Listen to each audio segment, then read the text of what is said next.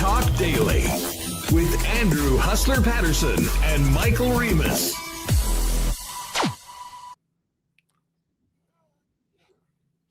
What is up, everybody? Happy Monday. Hope you had an awesome weekend. And if you're a Winnipeg sports fan, I bet you did. Huge win for the Bombers on Friday night. The Sea Bears win the CEBL Championship Saturday afternoon.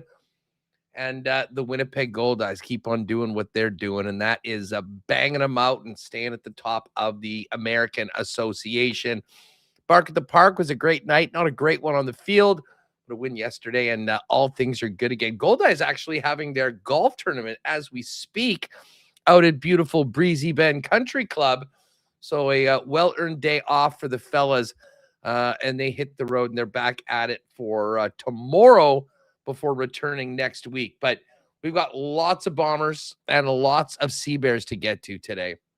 Alex Campbell's going to join us to talk about the victory for the squad. A little later on, we will have Taylor Allen joining us. But with Remo off, Connor and I are going to chop it up, give you some of the highlights of Saturday's championship win and the aftermath for the Sea Bears. Then, of course, dive into the Winnipeg Blue Bombers as well. And I will just say this, folks. Winnipeg fans, many of you who were at the game and have supported the Sea Bears so well over the last 4 years, congratulations, because between the Sea Bears organization and the fans of Winnipeg, I don't think it's a stretch to say you guys saved the CEBL. Now, not the league from going under, but I mean, Wednesday was embarrassing and everything about it looked Bush League, from what happened on the court in Brampton to the lack of any sort of leadership from anyone at the CEBL to speak about it, to talk about how it happened, how it won't happen again, all of that.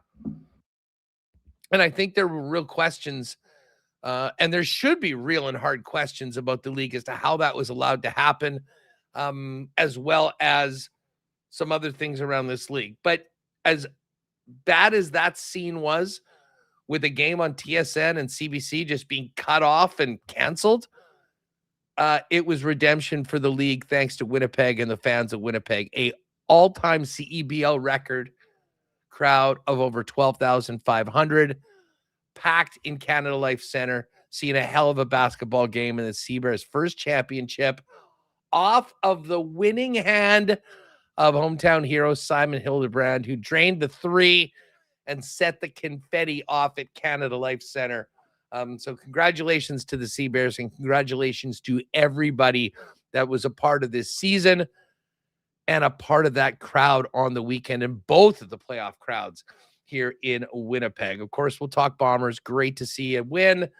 I think there's a lot to be done still for the Winnipeg Football Club, but hey, 5-4 after 9 games. I think it might flatter the way that they've played, but they're 5-4 right now and have a huge game coming up in Edmonton, which we'll talk about throughout the week here on Winnipeg Sports Talk. We also got to get to the Blue Jays. What a week they had.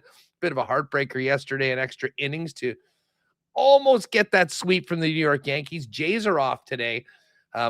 They start off a big series in Tampa tomorrow, so we will hit Blue Jays as well, and much, much more. But great to have you all with us. Shout out to you podcast listeners, all of you in the chat watching with us live on YouTube. And of course, a huge thanks to the sponsors that make the show happen each and every day. Our partners at Coolbet Canada. Got a lot of additional programming this week. Tomorrow, CFL 110, 10 a.m. live with myself and Jeff Hamilton, presented by Coolbet. And NFL season is here. The WST Winners crew is back. Myself, Jake, Pat, and Connor. I think we're going to go live Thursday morning at 10 with a big futures special. I'm not sure if we're going to pack it all into one or do a couple, but many of our best bets, win totals, all of that fun stuff to get you ready for the upcoming NFL season, and get a couple season-long wagers if you want to do so and ride with us. So busy week coming up. Remo's on holidays. Hopefully he and his family are having a great time. And as we bring in Connor Hrabchak, it was quite the scene up in our seats because I was actually beside not only Remo, but the entire team. Remo, his kids, his wife were out there. It was very cool to see him in dad mode, enjoying historic event in Winnipeg sports, Connor, and we were paying attention to you straight across the rink from us. What an afternoon for basketball in Winnipeg, with the Sea Bears winning that championship. Truly a highlight of an incredibly packed weekend that we'll get to over the next hour or so.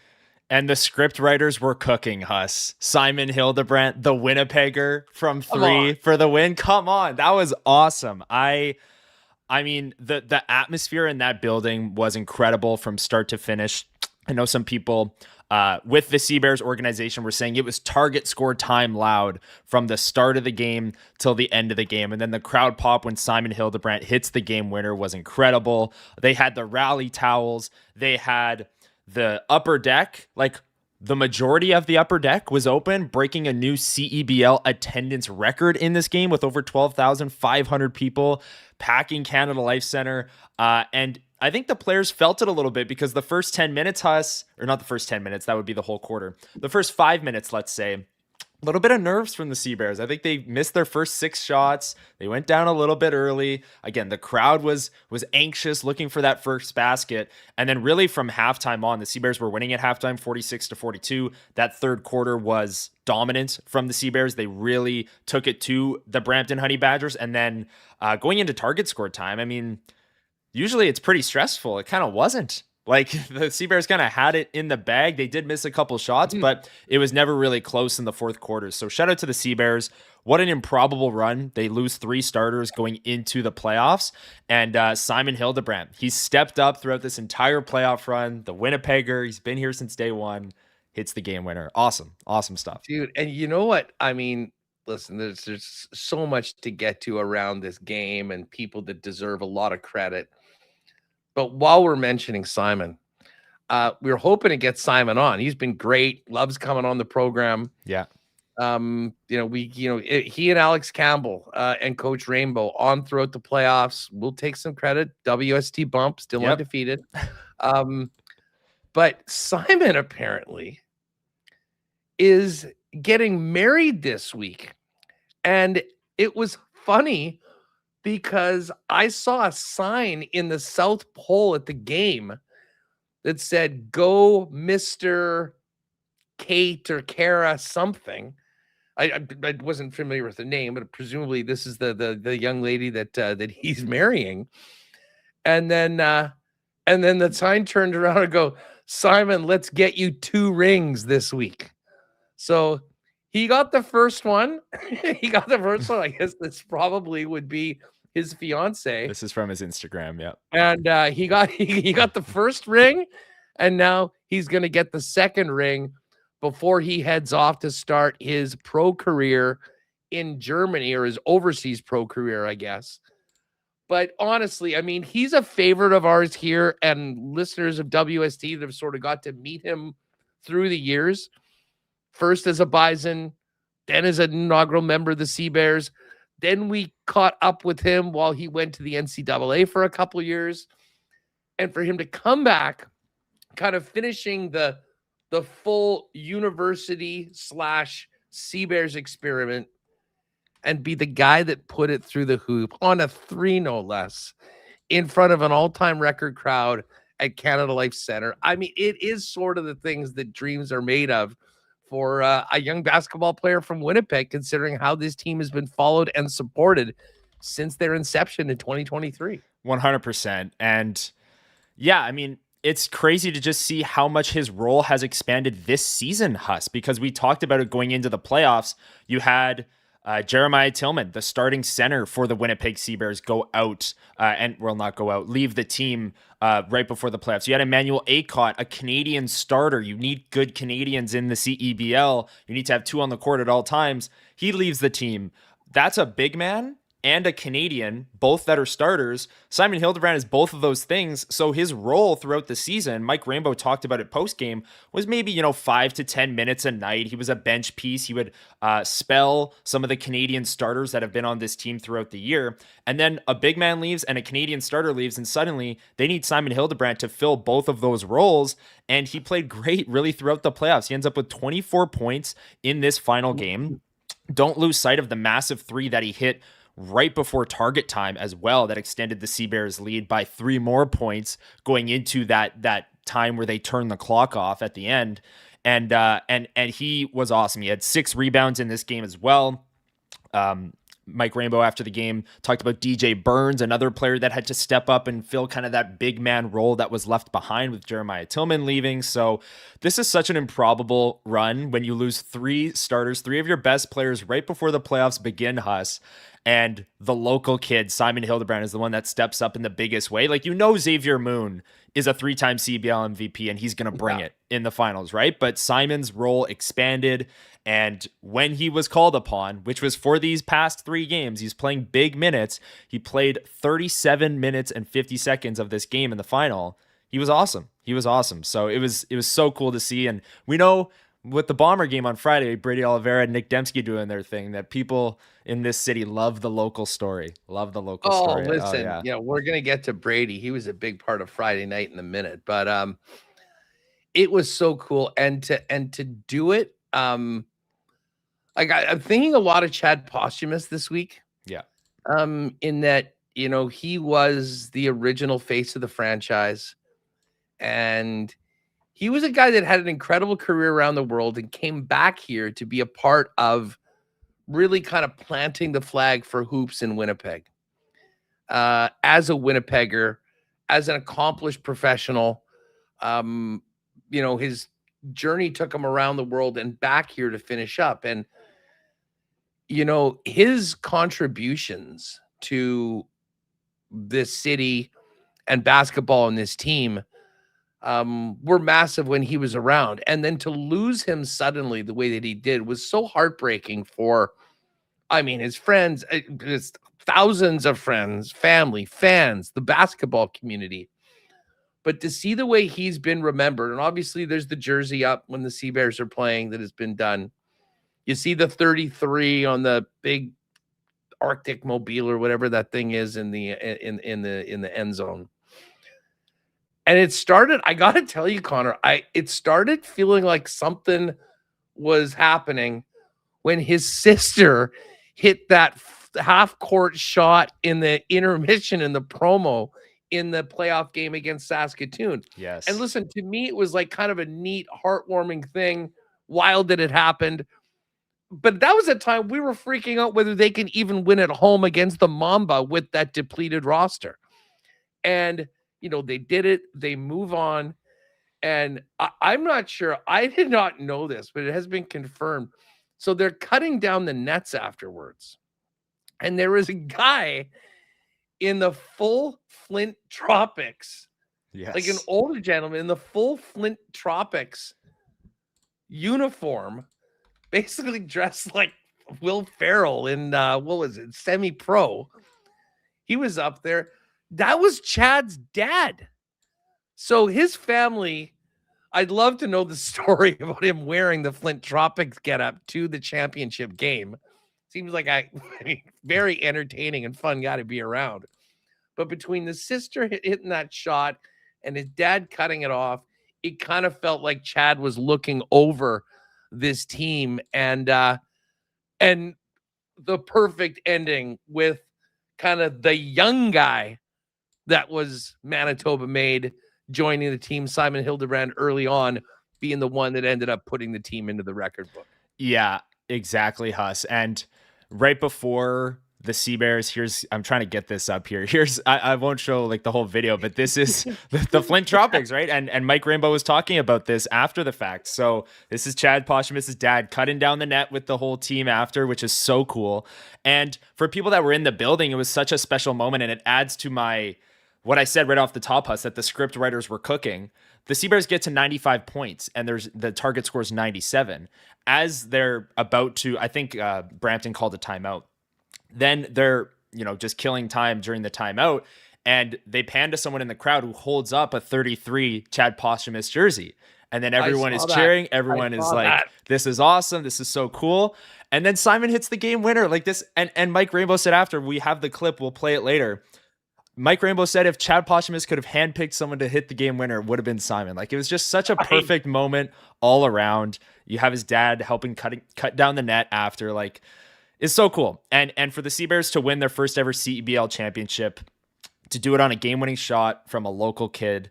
And we know how much basketball means to this city too. And if you needed more proof, I mean, there was 12,500 people there waving towels, going nuts. Like, there's so much passion for basketball in this city. Winnipeg showed out in the best way possible. And yeah, I agree with you. Chad Posthumous certainly smiling down on what happened Saturday afternoon. Well, listen, it's not only, and this is why I wanted to make sure the fans knew how important that their role in all of this was. I mean, obviously the athletes are professionals. They're out there. They're getting paid. They got to sink the shots. They're playing the game. But to me, Winnipeg fans in Winnipeg proved that they are the best sports fans in Canada. I mean, the way that they will support a team doing something special.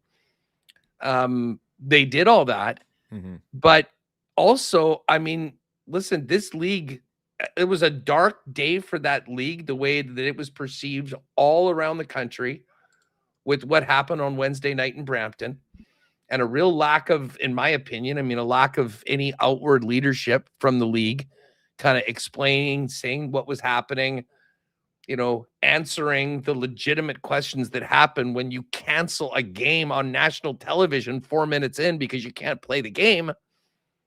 So the fans of Winnipeg and the Sea Bears organization, which cultivated this and made it all happen, deserve an incredible amount of credit, because hopefully that is the lasting memory of this season of how great this league can be. Full house, awesome game, championship being given out, as opposed to what we saw earlier on. So it really was a great weekend for Winnipeg sports. When you think about the Sea Bears winning that championship, setting a record, the Bombers continuing to be the bar and the standard for attendance in the CFL.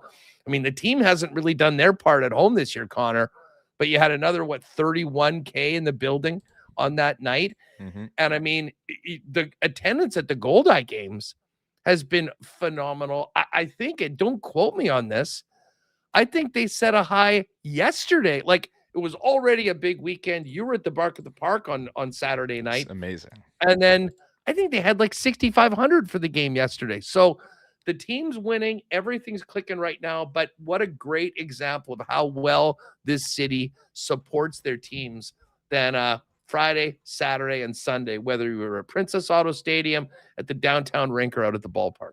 100%. And look, the Goldeyes have been on a heater of their own. Like, this is the thing with the Winnipeg sports right now. You mentioned the Bombers. They get great crowds all the time. They're getting great crowds despite the fact that they've lost 4 home games this year, and the last 2 home games were embarrassing, to say the least, right? Like 50 points against Calgary, lose to BC. Doesn't matter. People are showing up. It's raining for 3/4 of the game. Doesn't matter. There's Tyson D in the end zone with his shirt off with 30 people around him doing the same thing, going nuts, because it's Bomber games. It's the summer in Winnipeg, right? And Saturday, I went to the Sea Bears game and then just walked over to Blue Cross Park and took in Bark in the Park. And it was awesome. Great crowd. The Goldeyes didn't play well that night. They got 17 runs hung up on them.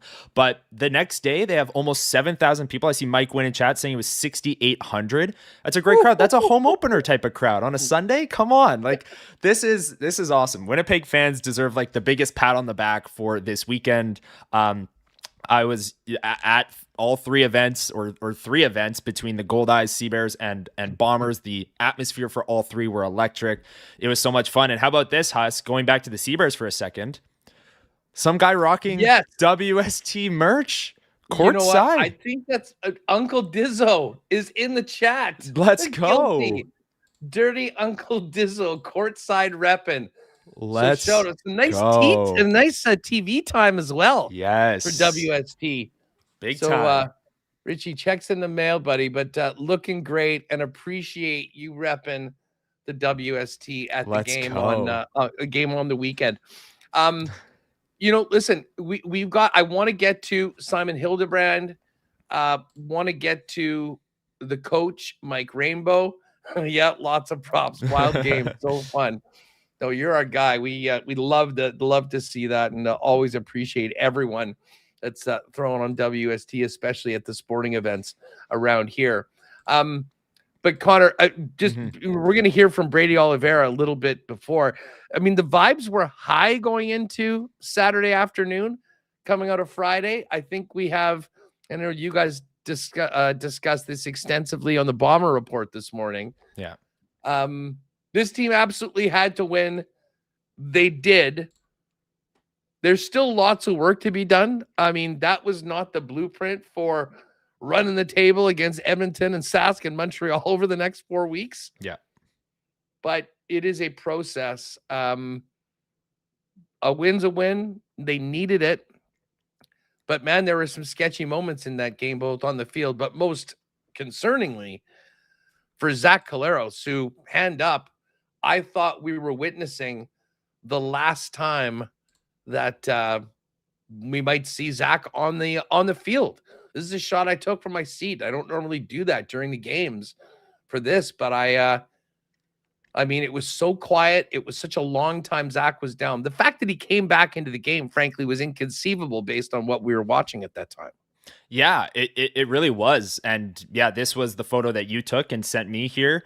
And you could hear a pin drop in Princess Auto Stadium, right? We talked about the vibes being high, Friday night football, going up against a winless team, like everyone was fired up, and Zach Collaros goes down, and this is his first game back, and you're wondering, here we go again? Like, is he hurt again? He said after the game, and we have the clip, we can play it a little bit later on, just kind of got the wind knocked out of him, so that was a good sign that he came back into the game. But how about Brady Oliveira? Goes in with a game time decision with an ankle injury. Says the decision kind of came down to the wire. He wasn't sure if he was really going to play. He's by far the Bombers' best player in this game. He had 8 catches for 80 yards, almost over 6.5 yards per carry as well on the ground. He was so good. Shout out Trey Vavel, flipping field position a number of times. He didn't hit the big home run with a touchdown, but he certainly made his presence felt. And then, Huss, I have a photo to show. This is from the broadcast, but how about our guy Serge? Serge with the big 56-yarder and then the celly. Come on, this is electric. Love to see it. So it was a fun night, Friday night. Brady Oliveira doing his thing, Nick Dembski doing his thing.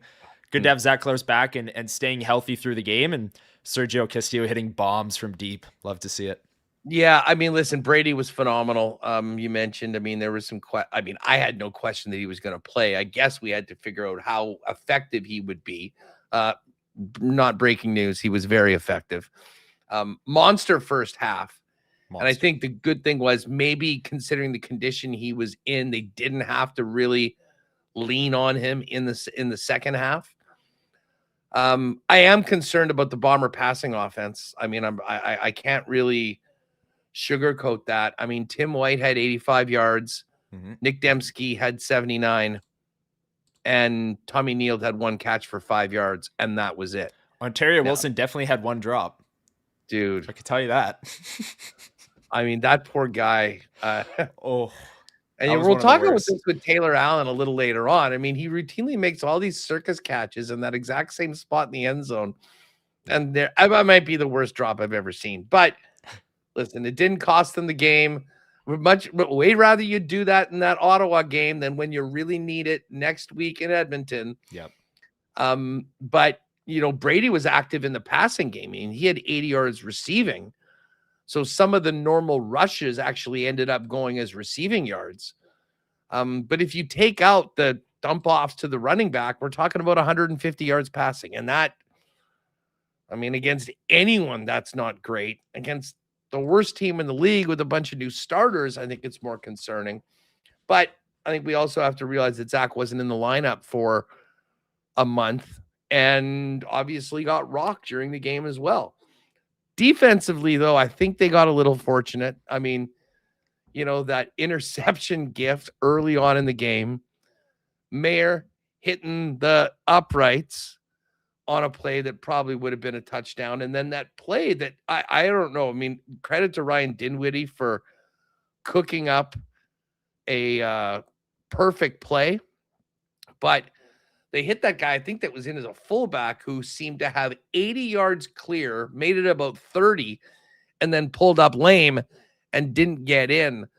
Like, there's still lots of work to do, I'm sure, cleaning up on the video right now. But again, hard to get too hot when you find a way to win. And no matter what, we need to be talking about a 5-4 team today. And they did it. And they'll have a chance to get 6-4, moving up a few weight classes on the road on Friday night at Commonwealth. Yeah, and Huss, coming out of the bye, Shinitzi and I did a little glass half full, glass half empty long-term look on the Bombers season up until that point. And one of my glass half full takes, if you will, was that they were still in a pretty good spot. Like, they were 4-4 with the teams ahead of them on the schedule coming up. Like, if they could right the ship, this is a game against Edmonton that can move you closer to looking up in the West Division as opposed to looking down. And you have a couple of games against Saskatchewan coming up with the Labor Day Banjo Bowl home and home, where Saskatchewan just lost to Hamilton over the weekend. So you get a little bit of fortune on the out-of-town scoreboard as well. So for how bad it's looked the past couple of weeks, especially for this Blue Bombers team, they're 5-4.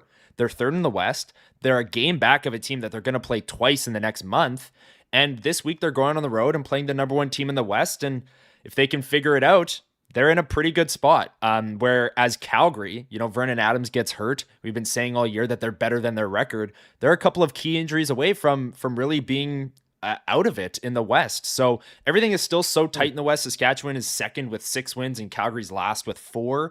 Some teams have played more than others, but the Bombers are still right in the thick of it. And this is a big test this week going on the road against Edmonton, and we'll be previewing it all week. Yeah, no, I can't wait for the game Friday night. And you mentioned Calgary, like 378 points, far and away first in the league. Last almost in the West. 38 a game. Their point differential is plus 51, and they're 4-6. And then listen, the Bombers are minus 27 or so, almost 30 points to the negative. But there they are, 5-4. One game back of the Saskatchewan Roughriders with head-to-head games coming up just around the corner. Yeah. The way they got here has been a little ugly, I will admit. And they're going to need to be a lot better to beat some of these teams that they have coming up. But they are where they are right now, and they don't have to apologize to anyone. They just need to have a good week of practice and go in and try and, really, announce to everyone that what we've seen earlier on this season has not been what this football team is, and we'll see whether they can crank it up.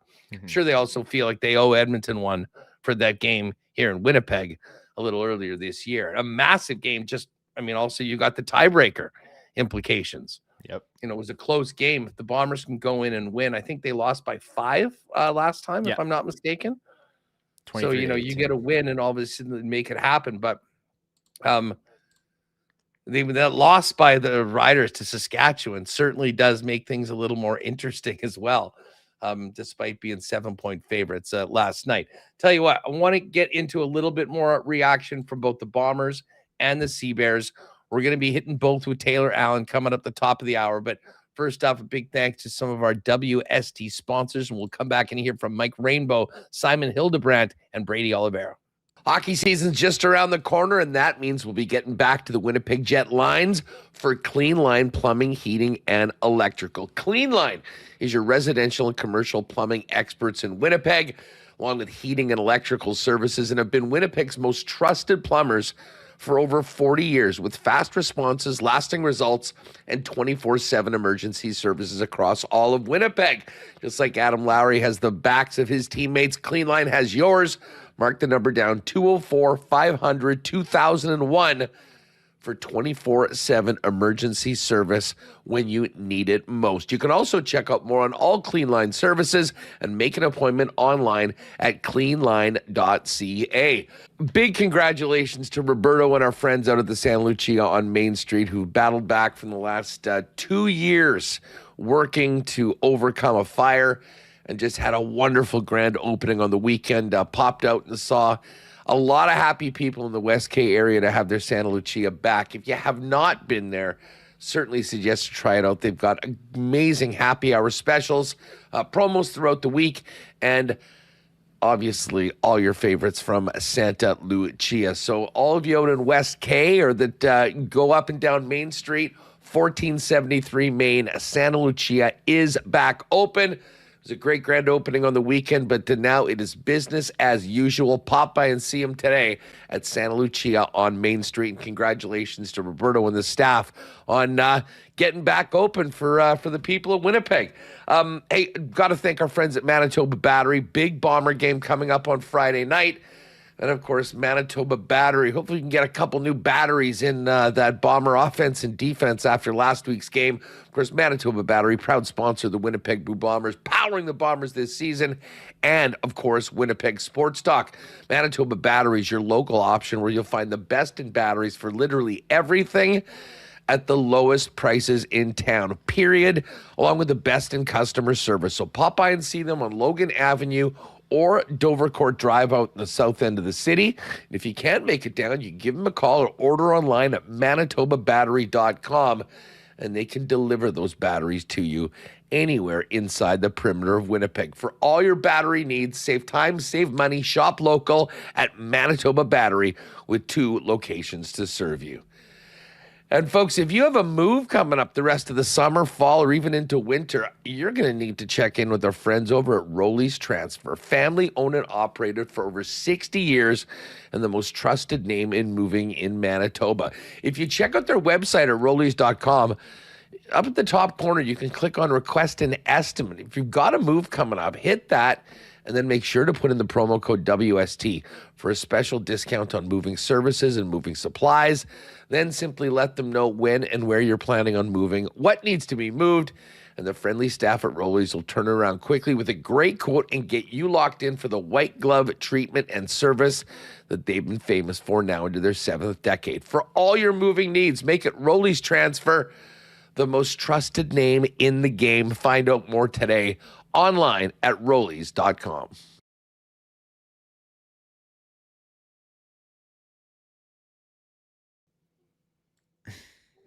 All right, back on WST. We're going to get to the Sea Bears aftermath. And as I said, Taylor Allen's going to jump on, and Alex Campbell will join us in the second hour of the program as well.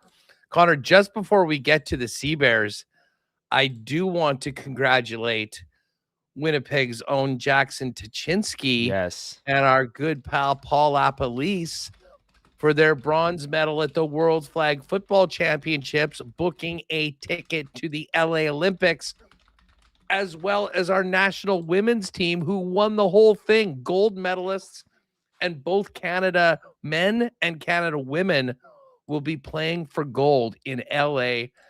I actually got up early and watched a few of these games. Really, really enjoyed it. I think flag's going to be a very popular Olympic game. And now knowing the Olympic sport, I should say, and now with both squads booked for LA, I think casual sports fans are going to be seeing a lot more about flag football in the next couple of years. 100%. And the fun thing about flag football, Huss, is it's so creative. You know, like Jackson is kind of a unicorn for the men's team because he can play quarterback, he can play receiver, you can have multiple players on the field at once that can throw a forward pass. There's all these creative plays. It doesn't look like regular football because it's just so chaotic, right? And it's such a fun sport to watch. Shout out to the women defeating the USA for gold at the Women's Flag Football World Championships in Germany. You said the men's, they got bronze, both of which are heading to the Olympics, LA 2028. I can't wait. And I really think I agree with you, Huss, that when we get to maybe it's not caught on yet for some people, but when we get to the Olympics and these games are on, people are going to be glued to the TV and think to themselves, like I didn't know flag football was this entertaining, or I didn't know I'd enjoy watching it this much, because when you do watch it, it's pretty fun. And it is different. I mean, I know everyone, and this is happening in the States and with Canada too, thinking like we're all just going to be putting on a whole bunch of pros on these teams. Like, I don't really think that's going to be the case. Nathan Rourke has played flag at a high level. So, you know, if he's able to go in and be your quarterback, then okay. I mean, maybe he takes over for Michael O'Connor. To Tuchinski's such a great athlete that I think that's why Lapo focused in on him, a guy that can play receiver, but can be that guy where you pass it back to, and then he can rip it as well. And anyways, really, really cool results. I watched the Italy semi, which was the game that they lost, and then they had to beat Mexico or they didn't get the Olympic berth, and they got the job done. So a great job to our flag footballers as well. But let's get to it. Sea Bears win the championship. Head coach Mike Rainbow talked at length about a number of things, but we should start off with the fan support this team has received since day one, because the coach was the first person to say that they were a huge, huge part of the victory. Yeah, I mean, obviously, a chance to play for the championship is, it doesn't come around all the time, and we knew that the place was going to be packed and the level of excitement was going to be, through the roof. And I mean, I think as we're recognizing people that make this possible, obviously the fans are at the forefront of that. I mean, they were a big part of us having early success in terms of winning games here at home in the early portion of the season, and they're a massive part of us convincing players to come and spend their summer here. We talk to them about how great the environment is. We have people that have played here talk about how great the environment is, and it really is special probably doesn't do it enough justice in terms of a word, but it's an unbelievable place to play a basketball game. And it is important to note, Connor, like, he's exactly right. I mean, when they're selling players on coming to Winnipeg, to think that you can play in front of an energetic building with crowds far exceeding anywhere else and treated professionally like professional teams should, listen, getting guys to Winnipeg and some other leagues and other sports, very difficult. The exact opposite in the CBL right now, and the fan support's a huge part of it. 100%. And I just am thinking back to the Simon Hildebrand game winner and all the media that has come out of that game. And I mean, like, photos. How many different angles of the game winner have you seen just scrolling social media? Players that have the skill level or the skill set to play in a league like this see all of that stuff. They see the crowd going nuts. They see 12,000 people waving the rally towels at Canada Life Center. And then when the Sea Bears are trying to convince Xavier Moon, a 3-time CEBL MVP, that, hey, you should spend your CEBL summers winning MVPs here in Winnipeg, they can go, look at our finals game. We had this incredible environment, incredible fan support. People here care about it. You're not just playing in a high school gym with 300 people showing up with the court way too wet to play. Like, this is legit. This is legit, right? Like, this is a legit organization with a ton of fan support. So I do think it plays a big role when recruiting those players. And then, of course, as Rainbow mentioned, it plays a big role in helping them win some basketball games too. Yeah, listen, and we've talked about it before, but Simon Hildebrand proved to any doubters that he is legit. Stepping up in a massive way through the entire playoffs, playing way more than he had at any point, jumping on tough defensive responsibilities against top players on the other teams, and then making it happen offensively as well. And of course, he was in a lot of ways the torchbearer from Chad Posthumus as the first local players with this team. And Mike Rainbow described his thoughts of seeing the local kid being the hero with the winner for the championship in target score time. Well, I just left the floor, and prior to leaving the floor, I was talking to Chad Posthumus's folks, and his dad got to go up the ladder and cut down a piece of the net. And I think, if Chad was watching the game and could handpick who's going to hit the game-winning basket, I think it would be Simon. All right, and great stuff. I mean, just mentioning the, Chad Posthumus' folks being there, and of course his dad cutting the piece of the net. What a great scene that was. But it wasn't just in the championship game. Simon Hildebrand was a real hero, right? Starting with that first home game against the Mamba. Here's Rainbow on the progression of Hildebrand and what he meant to the team throughout this championship run in the playoffs. Yeah, Simon was great in the postseason. I think his entire summer, he was obviously in a situation where at times there was guys that were playing and they were ahead of him, and he had to sacrifice, and there was certainly a large number of games in the early portion of the season where it would be easy for him to look back and say, I should have played more, or I should have had this. And what Simon never did was make it about himself. And I think that had major trickle down into the rest of the group's buy-in to what we were trying to do was about the entirety of the team. I think there's a lot of guys that sacrificed. Jelani, very similar situation. I mean, he gets here and all of a sudden Xavier gets healthy or cleared and is able to play, and now we're, over the limit for imports. So Simon very much led by example in terms of how he dealt with adversity. I think you look at how much grit and toughness he played with today. I think he probably doesn't get enough credit for his ability to do those things. A lot of times people thought he was tall and he could shoot the ball, and he sort of got maybe pigeonholed into doing one thing, especially the last couple of years when he was in the U.S. So to see him expand and block a shot and get on the offensive glass and rim run and get a post seal and attack a switch and play around the basket and do some of the grittier things that probably weren't in his MO previous, is a testament to his desire for the entire team to be successful. All right, there's Mike Rainbow on Hildebrand.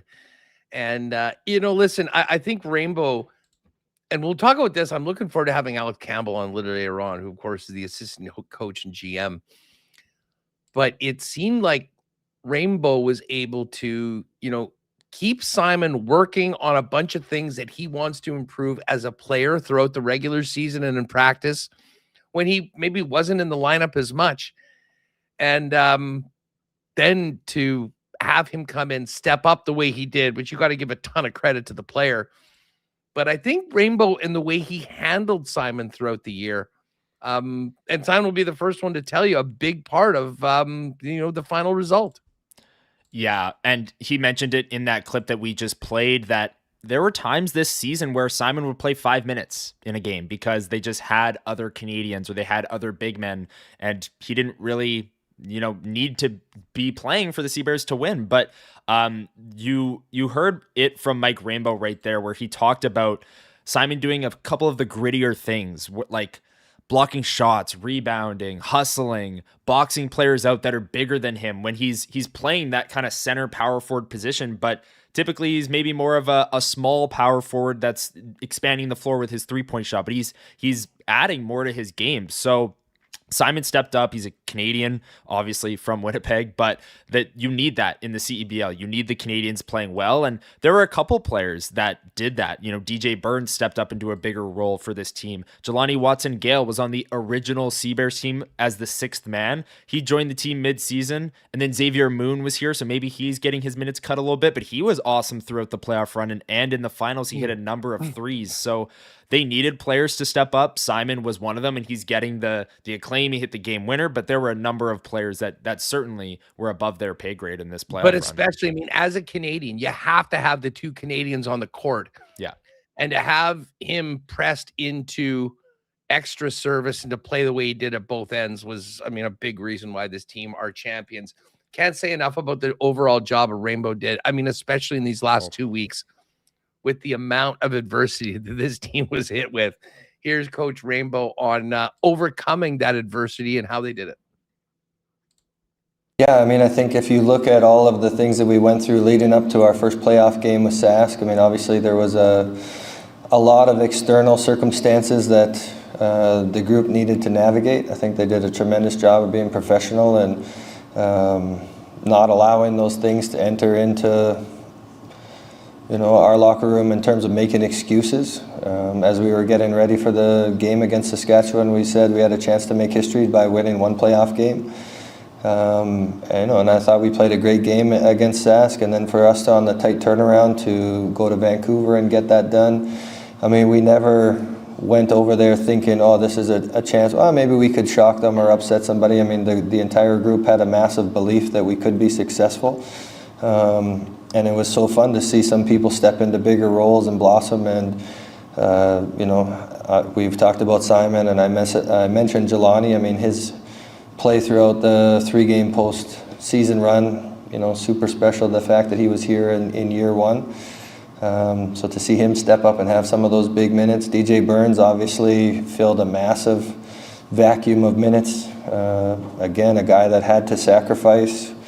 When he came in, Tillman was playing well. Trey Scott was playing at a pretty high level. Joining a team halfway through the season is not easy. You have a lot of learning that you have to do. So he bided his time and was ready when opportunity came his way. And, I think the last couple of games, his finger gets dislocated. He puts it back in, continues to play. He's out there making absolutely massive plays for us at both ends of the floor today. So I think you could go down the list of the 11 guys that were in the lineup today, even guys that didn't get any minutes. I mean, Kyler Filowich stepped up at big times, short pocket of minutes in the previous couple of games. So I think the entire group believed that we could do it, but we also had a large sense that to do it, we needed everybody to be at their best, and to do that, we had to support one another. So there's Coach Rainbow with his championship comments after winning the trophy on Saturday. But the guy I think everyone wanted to hear from was Simon Hildebrand, who was the hero.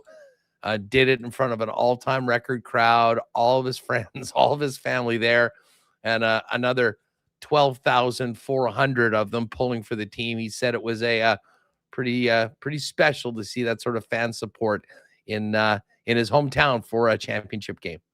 Yeah, definitely a special feeling. It just shows like we have such a great organization, such great teammates, coaches, fans, the city. Having all these fans here and just giving us all that energy throughout the night. It was a close first half, and just having that extra energy helped us pull away in the third. Connor, what's a championship press conference without a good pair of ski goggles? Yes, needs to happen. Xavier Moon brought his to the post-game podium as well. And the Simon one, I don't know if it was happening in that clip necessarily, but there are a couple of clips where he finishes his answer and you can hear his teammates in the back like cheering him on, saying like, that was a great answer, or like, yeah, let's go Simon. Like they're all just partying, right? Or they were just partying. They have the goggles on, and I saw the photos from the locker room as well. The players are popping champagne and all that stuff. So yeah, I mean, you're celebrating a title. You got to have the ski goggles on and be popping champagne for sure. It's probably way too soon to ask if the trophy made its way to the Palomino on Saturday night, but too soon. But there was, and we kind of talked this before about this before, on the memory of Chad Posthumous on the day that the Sea Bears won the championship, and Simon, who was very close with Chad, looked to him as a mentor. Spoke on just thinking of him on Saturday on the big day for the city and the franchise. Yeah, definitely. Chad, even though he's not with us today, he still, means so much to this organization, so much to the city. And I think he exemplifies, what the Sea Bears are all about. Just the way he walks into a room and just changes the energy and everything he does to give back to the community, give back to the city. And like you said, I remember when he hit that first target score winner, how special of a moment it was for everybody around, everybody involved. So, to be compared to that, to hit the last one today is special. Thank you. Pretty sharp as Simon to remember that it was Big Chad that put it through the hoop for the first ever Sea Bears win in target score time. Mm-hmm. And then the movie script continued with this incredible playoff run and the hometown kid being the hero. Yeah, I'm going to mention that for the third time on today's show. The script writers, like the first ever shot was Chad. Mike Rambo saying Chad would have handpicked Simon to hit the winner. I remember being at that game where Chad Posthumous hit the first ever target score winner. I was sitting there thinking, what is his target score? Like nobody knew, right? And now, a couple of years have gone by. I feel like I'm an expert when it comes to target time and knowing what's about to happen. But it was new. Chad Posthumous hit it. And we said at the time, first ever target score winner. Oh, the Winnipegger got it done. Like, again, script finish to that one. And congrats to Simon. And the answers that he's giving here on Chad were well thought out. And it's crazy to see how Chad hit the first ever one, and now Simon hits the championship. Simon winner. Was great when he first came on with us. I thought I was really impressed for, just his poise, speaking to the media for a player. I think he had just won the Rookie of the Year in U Sports, but I mean, was still very young. I mean, he's still very young. Yeah.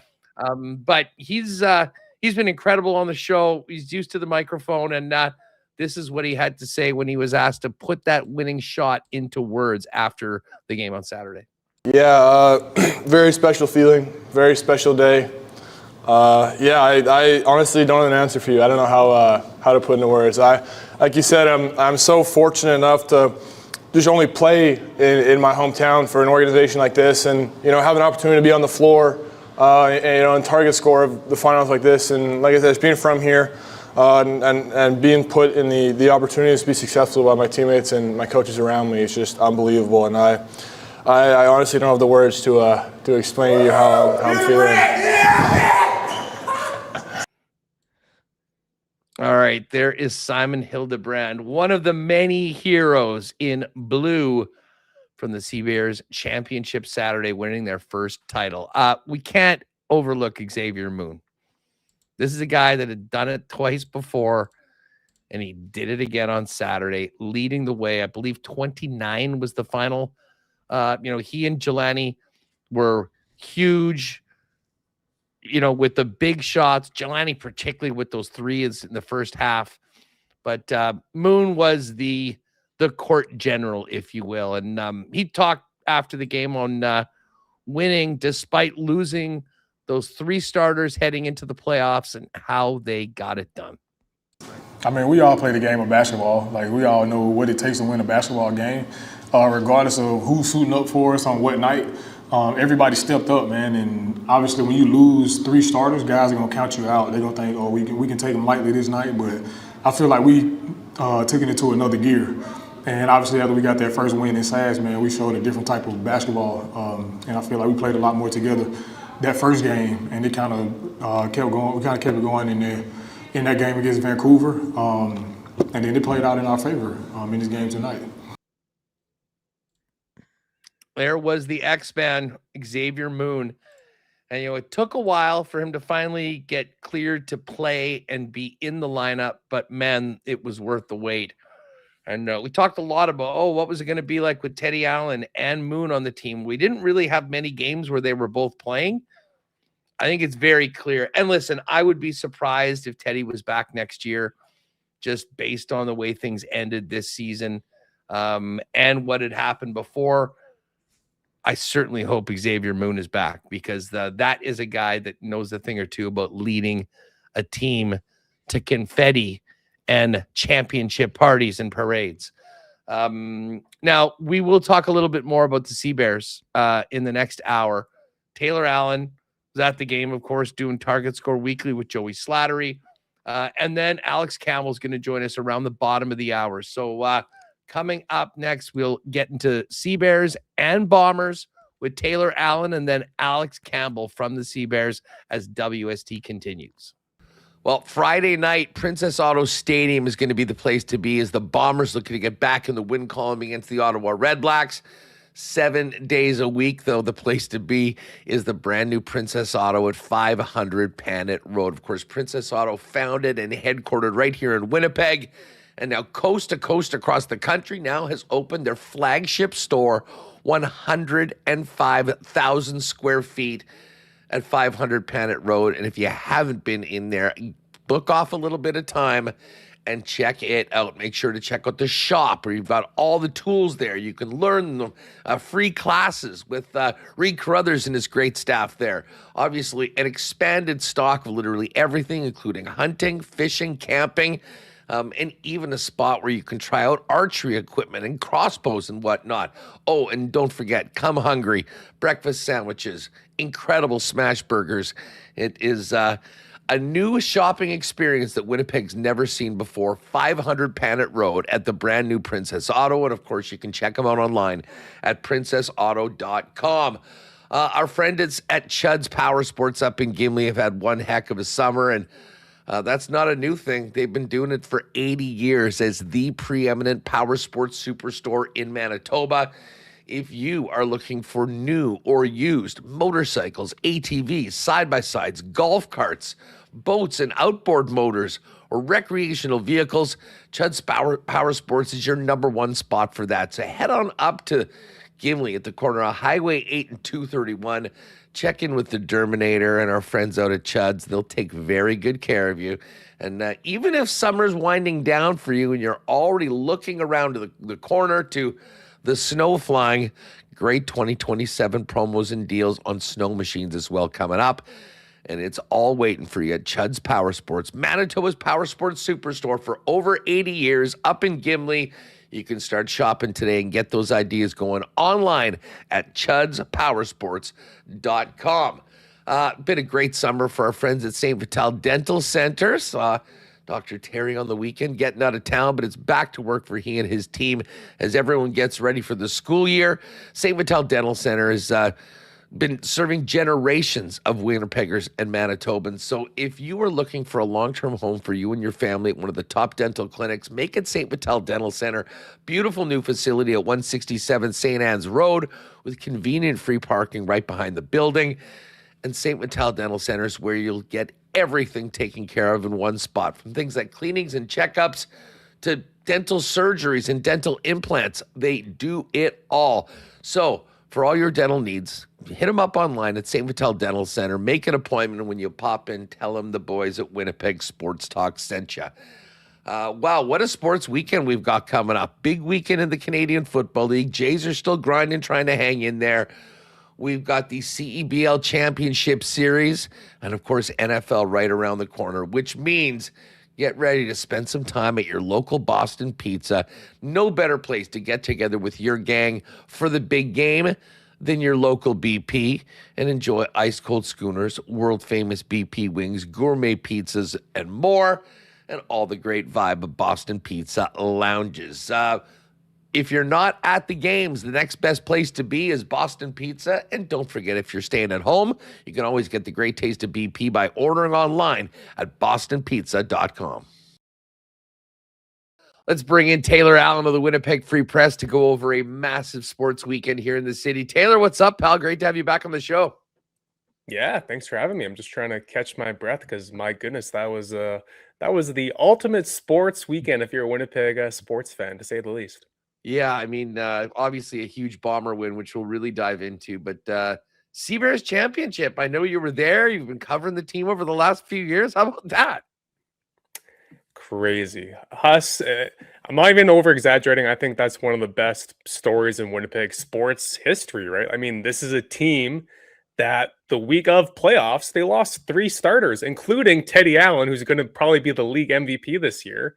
And honestly, everyone wrote them off, myself included. I was on the show a few weeks ago saying, like, yeah, they might win one playoff game, but I think that's kind of the best case scenario for these guys. And then, you know, they get through Saskatoon on their home court. Then they go to Vancouver, which was, you know, a team that a lot of people pegged as the team that's going to win this thing this year. And they upset the Bandits. And then, you know, obviously the game 1 of the finals debacle happens in Brampton, and the series shifts to a winner-take-all showdown in Winnipeg on Saturday, and the place was packed with a record CEBL crowd of 12,500 fans, and the Sea Bears delivered a hell of a performance. Xavier Moon reminding everyone why he's the GOAT of the CEBL, and then Simon Hildebrandt, the local kid, the hometown kid, a guy who he was kind of on the bench a lot this year, right? Like, his role wasn't always the biggest, and here he was stepping up majorly throughout this whole postseason run, and the storybook ending with him hitting the target time winner to cap things off. So yeah, it was a heck of a story and a heck of an atmosphere on a Saturday for sure. Yeah, I mean, that certainly was a game that will be a high water mark for the CEBL. And you know, like, I'm old enough to remember the WBL, which was the Winnipeg Thunder, the introduction of pro basketball to Winnipeg in the late 90s. And I have to say, there's a lot of similarities between what happened then and what happened now. I think there was another 1 or 2 Canadian teams, if I'm not mistaken, but it was a 6-team league. The Thunder were doing 10 and 11,000 people in the building, and a lot of the other spots in the league were getting handfuls of people. And as the season went down, they started losing teams from the league. And the final ended up being the Winnipeg Thunder, who were 5th out of 6 teams playing the Dayton Wings, all games in Winnipeg. And This year, obviously, it was a little different in that, you didn't have all the teams losing and just no longer like folding.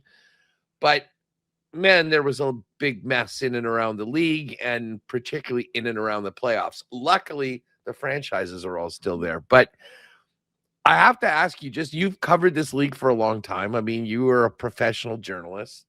Just thoughts on the need for the CEBL to get a legitimate commissioner again, and just how much the people of Winnipeg and the Sea Bears organization kind of saved the league, because it could not have looked any worse than it did, and more Bush League, frankly, on Wednesday.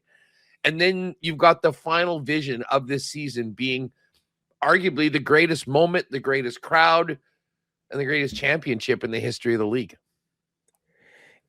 Yeah, I mean, it's no secret that this has been a tough summer for this league, especially these past few weeks. I mean, let's recap, right? Like, there was the brawl in Scarborough. There was Teddy Allen, again, the MVP of this league, his incident, which is not ideal for the league to lose a star of his caliber right before the postseason. And then, there was things going on in Vancouver with their head coach, Kyle Julius, who was suspended for a few games earlier in the year because of an incident that he had with a fan here in Winnipeg. So yeah, a lot of stuff happened this season for sure. And then it was like, okay, well, it's the playoffs now. First time they're going to have a 3-game final series. Everyone was excited about that. Then we get to Brampton. Things are looking good. And then, they're not even 2 minutes into the game, and guys are on ice skates basically out there, and they have to, cancel the game. And then we all understand that things happen, but like, there was no one from the league that got in front of the camera on the broadcast and said, hey guys, this is what happened. We're really sorry. This is inexcusable. We know we let everyone down, but unfortunately we're gonna have to cancel this game. But moving forward, we'll make sure this never happens again. There was none of that. The screen went, if you're watching from, if you're watching from home, the screen went blank, and you were never really filled in as to what was happening. Like, I was watching on the YouTube live stream, and again, there was no update, no nothing. The only reason why I knew what was going on was because there happened to be one person in the comments section who knew someone who was at the game, and they were filling everyone in. That's the only way I knew what was happening in Brampton, which is ridiculous. Like, you should have an official, league official in front of the camera, telling people what's going on. And this league didn't really have that, right? And then, the game in Winnipeg on Saturday, which of course was fantastic, but Joey Slattery, the sideline reporter, he was talking to Ty Mazaru. He's the CEO of the CEBL.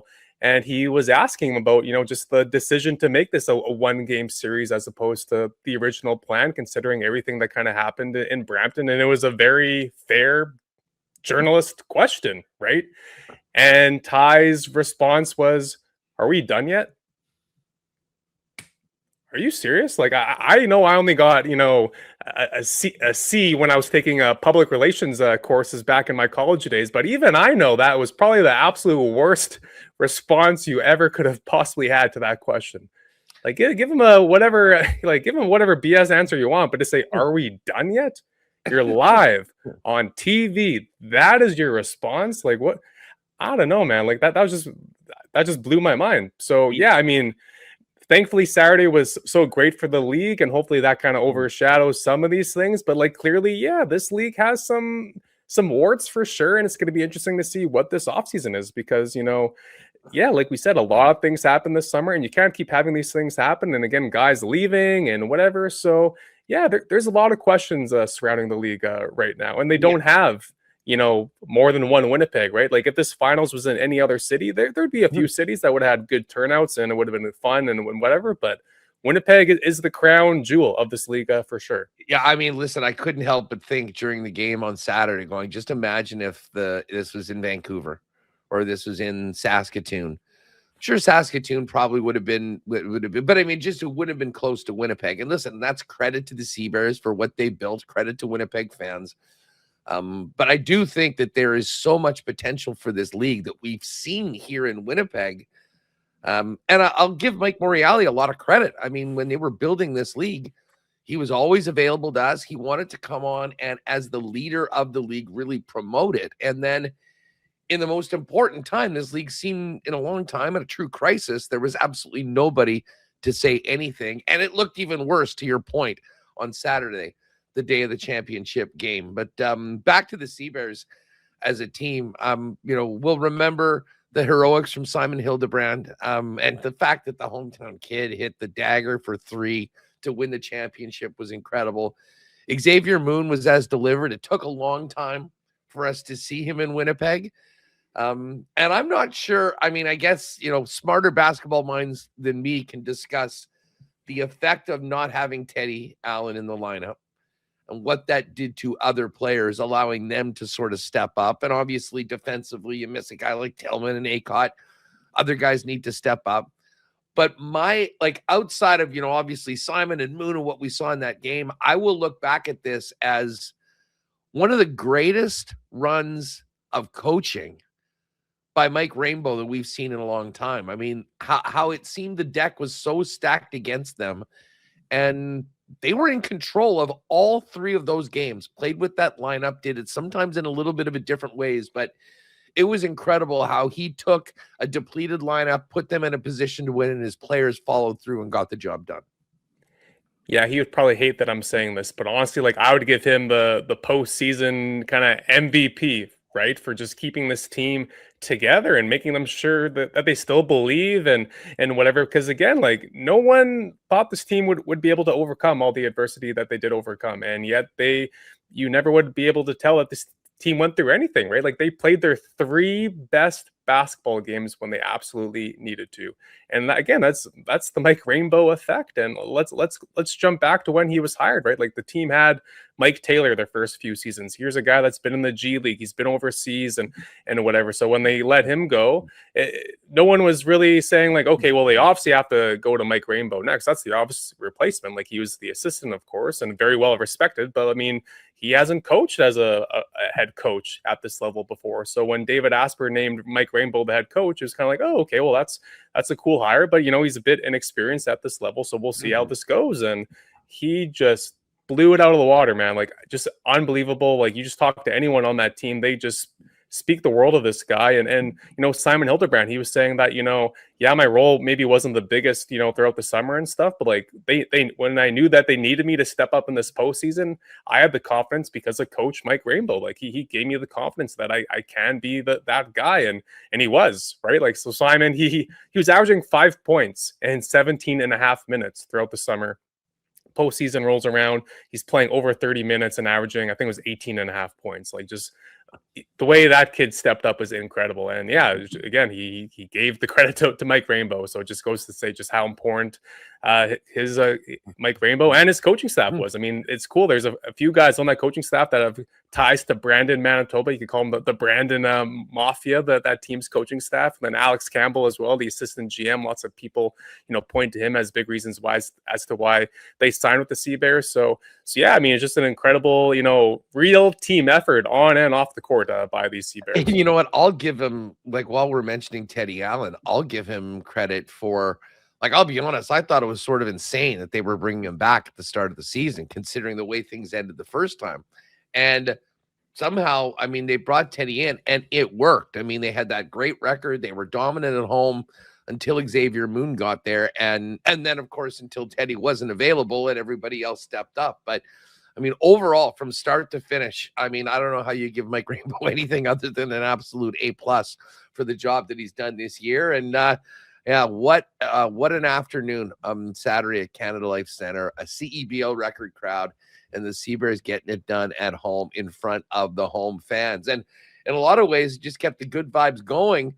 Certainly, it wasn't a championship level performance on Friday, but this was a team in the Winnipeg Blue Bombers, Taylor, that needed a win, and they got it, but it didn't come easy. There were some nervous moments, but 5-4 is a hell of a lot better than 4-5 and taking on even more water. Overall thoughts on the Bombers getting back in the win column? Yeah, I mean, if you're the Bombers, I mean, beggars can't be choosers, right? I mean, this is a team that just needed to win a football game. Of course, everyone would have loved to have seen them blow out the lowly Ottawa Redblacks, right? But that didn't exactly happen. But considering that the Bombers came off of two, honestly, pathetic performances, getting stomped by Calgary and then getting the football ran down their throats against the BC Lions, honestly, anything would have been an improvement from these guys. So, yeah, I mean, to be honest, I didn't think it was a very impressive performance by the Bombers, especially considering, A, they were playing, again, Ottawa, and B, that they were coming off of a bye. And again, C, actually, that they just had these 2 terrible games, but they did enough to win the game. And, it got a little interesting at the end, but for the most part, they kind of took care of business against Ottawa. But, yeah, I mean, they're going to have to be much better moving forward. I mean, Edmonton this week had a nice bounce back win on the weekend. And then, as we all know, Montreal and Saskatchewan twice after that. So, yeah, I'm sure it's nice to be 5-4. But if this team wants to be above 500 in a few weeks here, what we saw from them on Friday probably is not going to cut it moving forward. Let's focus in on the offense for a minute. We'll get to Zach Collaros and, him going down and getting back into the game in a minute. Listen, Tommy Condell's taken a lot of heat over the last little while about his handling of Brady Oliveira and how things have been going. I'll give him some credit right off the bat for putting his horse in position to succeed. Now, Brady was a game-time decision, but you knew that he was going to be playing. Played his ass off, and it wasn't just running the football. They found a way to get it into his hands through the passing game as well. And, Brady was very effective early on and consistently through the game. I think it was near 160 total yards for the game. Thoughts on, first of all, Oliveira, who was a game-time decision, coming through the way that he did, but also the way that they found ways to put the ball in his hands. Yeah, I went up to Brady after the game, and I was like, not bad for a guy who was a game-time decision. So we kind of had a bit of a chuckle out of that. And yeah, I mean, the first half especially, my goodness, he had over 100 yards combined through the air and on the ground. And Brady's really underrated as a pass catcher. I mean, we all talk about him as a ball carrier, obviously, and how he can run through people and whatnot. But like, he has great hands, man, and he can run some routes out there. So it was kind of puzzling that in the first 8 games that he only had 20 catches. Right? Like Tommy Condell was not utilizing Brady in that fashion. And then against Ottawa, he had a whopping season high 8 catches. They were finally kind of getting him involved in the air attack. And, that's something that people have been kind of clamoring about for weeks. Like, get this guy the ball through the air. Like, he's so dangerous out there. Like, what are you guys doing? So finally they did that. And, it was giving Ottawa a lot of headaches. And yeah, of course, Brady was Brady on the ground as well. Like, that was a vintage Brady Oliveira performance. Like, he was a one-man wrecking crew for most of the night. And yeah, like his ankle, like he looked like he was totally fine out there. But like, I saw a picture of him from the weekend. He was with a few guys on the team and stuff. And like, his ankle is like pretty bandaged up and stuff. So like, clearly he's going through something. And they were also, again, coming off of a bye. So, I mean, this ankle thing might be lingering from something before. It's hard to say. But, yeah, that was a gutsy performance by Brady. And the Bombers needed it because, it was great to have Zach Collaros back if you're the Bombers, of course. But they didn't exactly do a whole lot of damage, throwing the ball deep downfield. So, yeah, that was kind of the Brady Oliveira show for sure. Brady's almost as reliable as they come. The passing offense hasn't been always that way. We got to get to Zach Collaros. First off, the hit.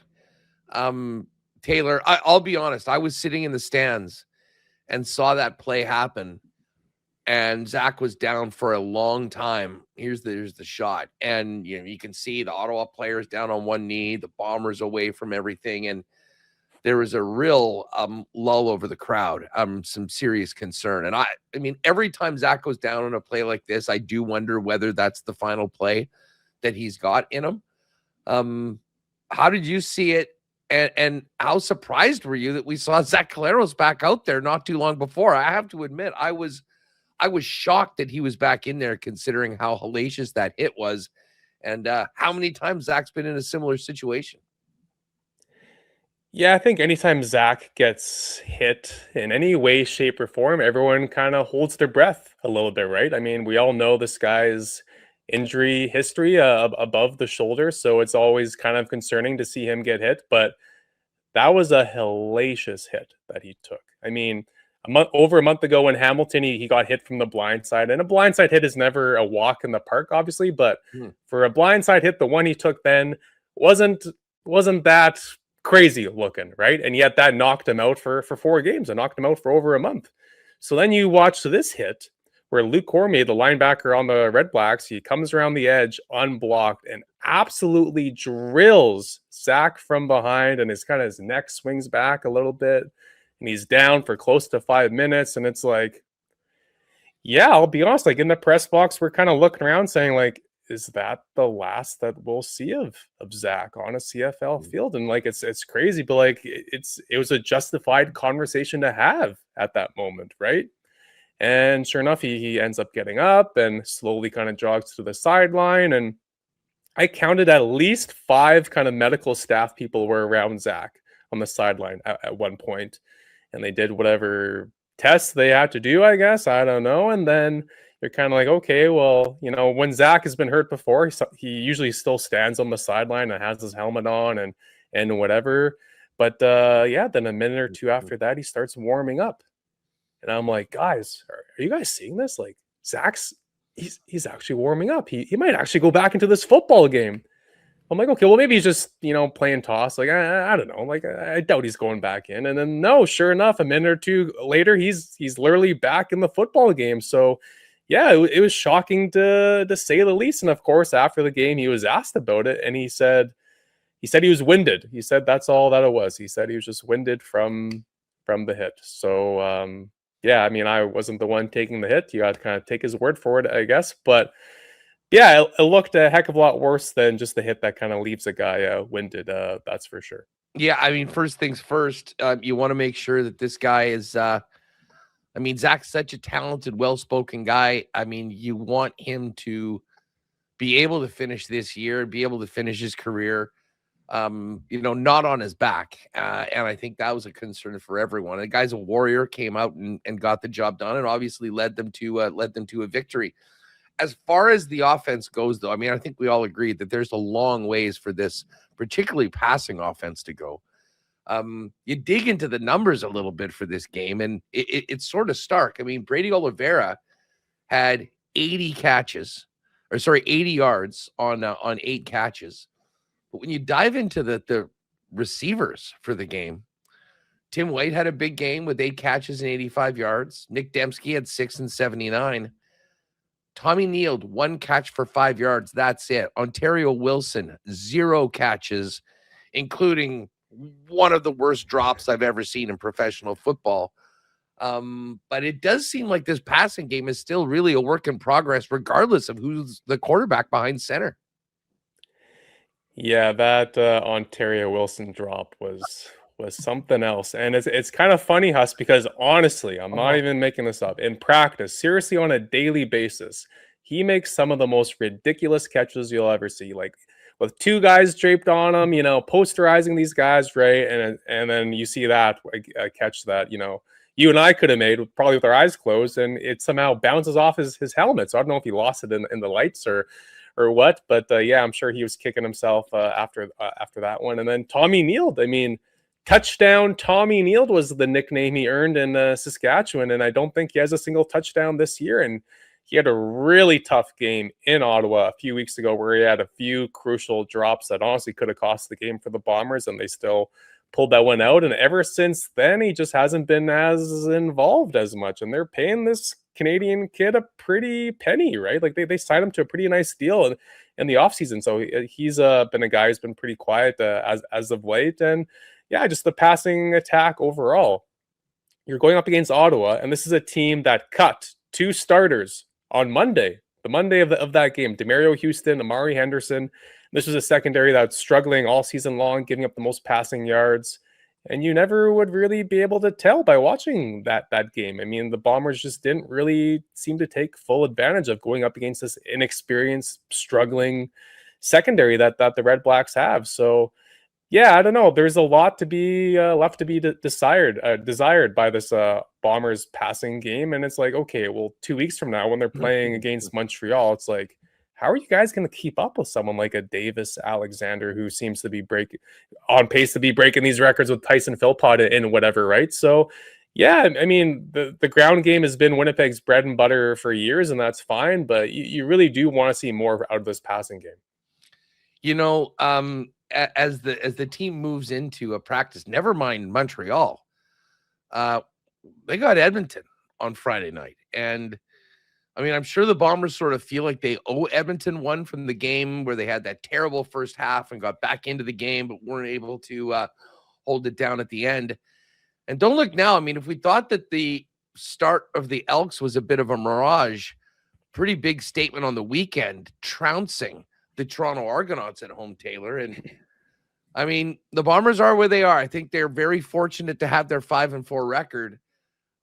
If they can be significantly better in the second half of the season, they might be able to compete with the likes of Edmonton and Saskatchewan, but it's certainly, we haven't seen that yet. Thoughts on this week and the importance of this game and what a win would do to completely change the narrative around Winnipeg if they can get the job done on the road against a team that has been very good this year?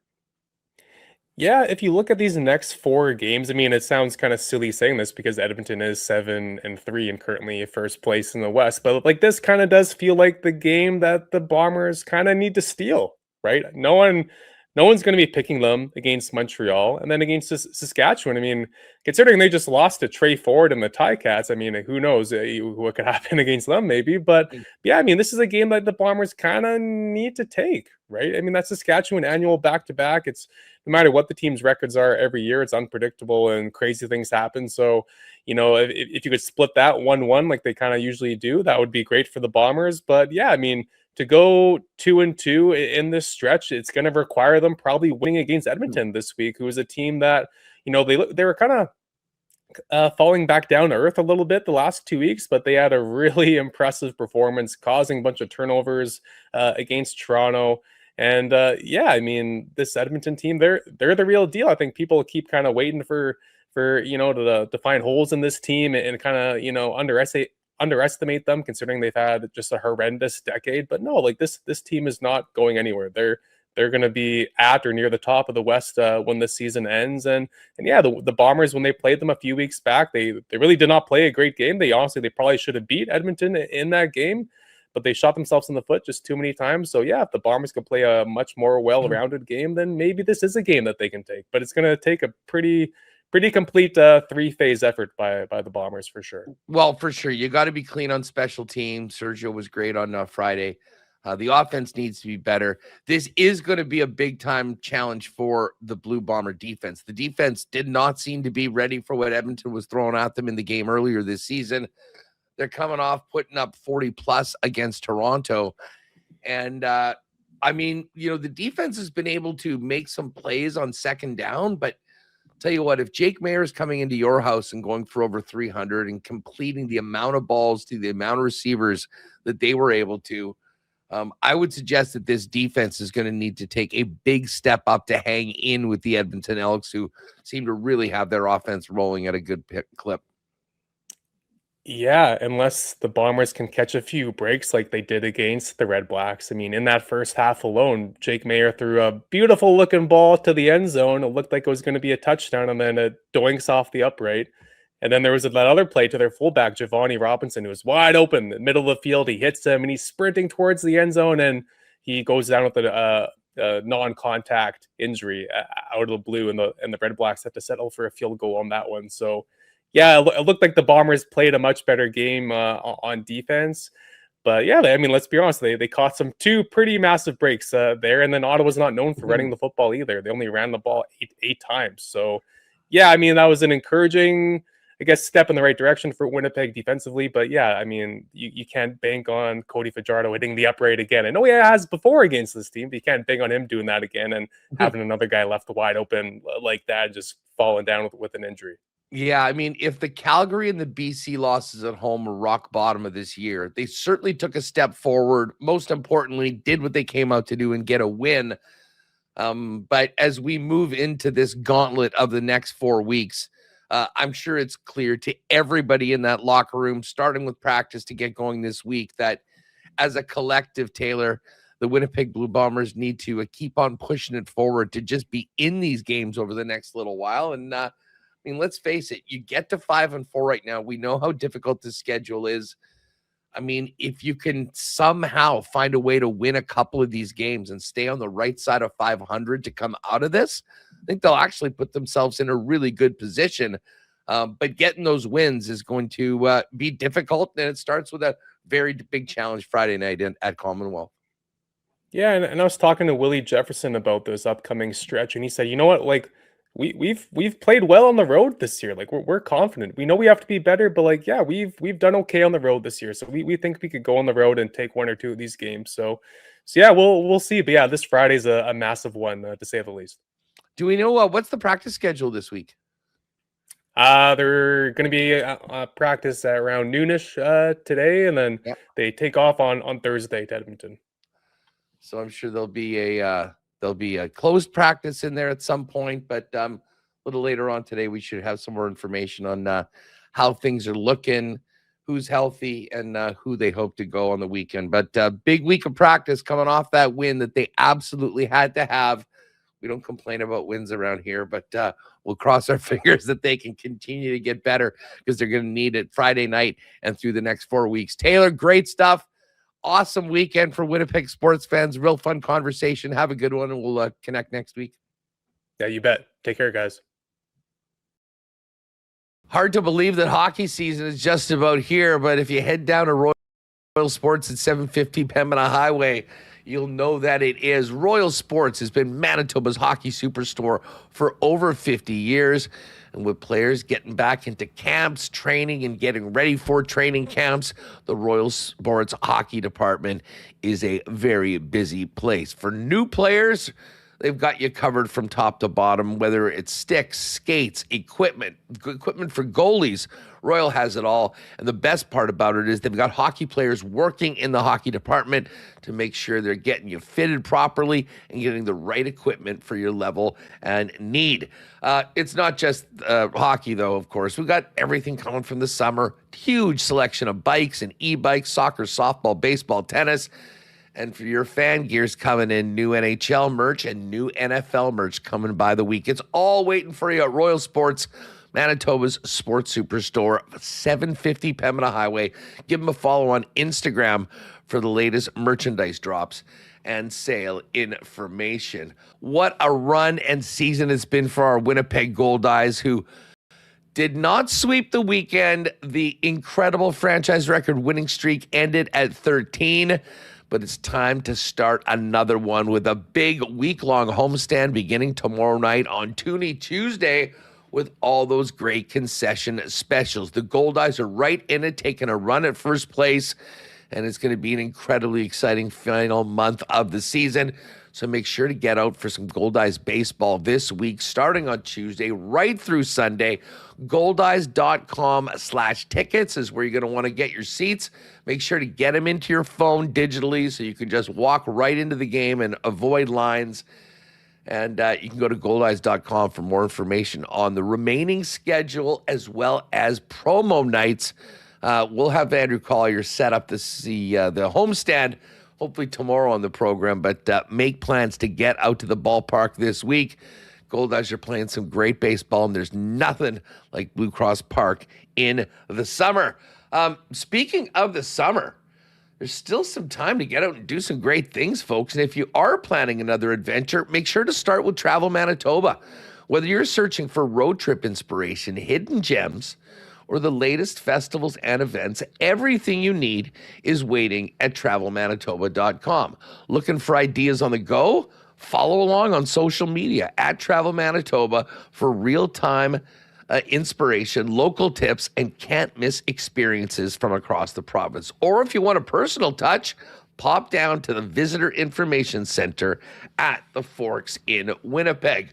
One of those great things to do in Manitoba during the summer is hit up Assiniboia Downs, and they are back with live racing tomorrow and Wednesday this week, 7:30 post time. Of course, that's free parking, free admission, and all the great times at Assiniboia Downs. They do also, a date to remember is August 24th.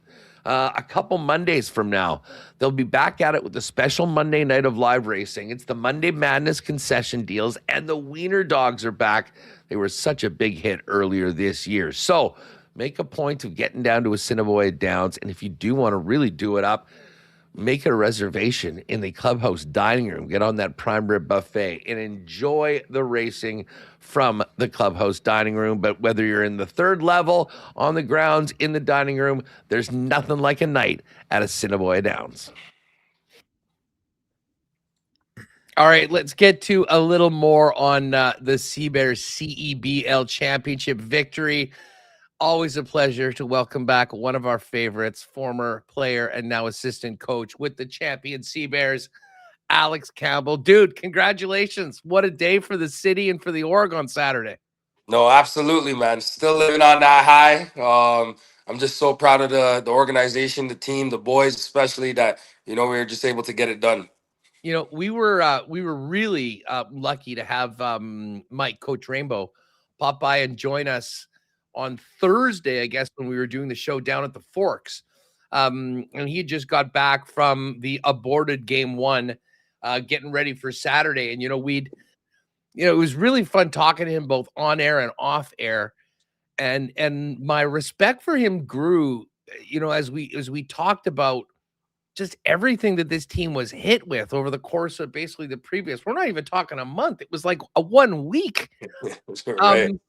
You're there with Mike. Take us through the challenges of what you guys as a coaching staff delivered and your thoughts on the way your players rose again and again to the occasion to finish with that confetti fall in a Canada Life. No doubt. Well, first and foremost, shout out to Mike Rambo. Hell of a year, hell of a run that he's on. Obviously winning the U Sports and Coach of the Year, and then coming in and delivering a championship to Winnipeg in his first.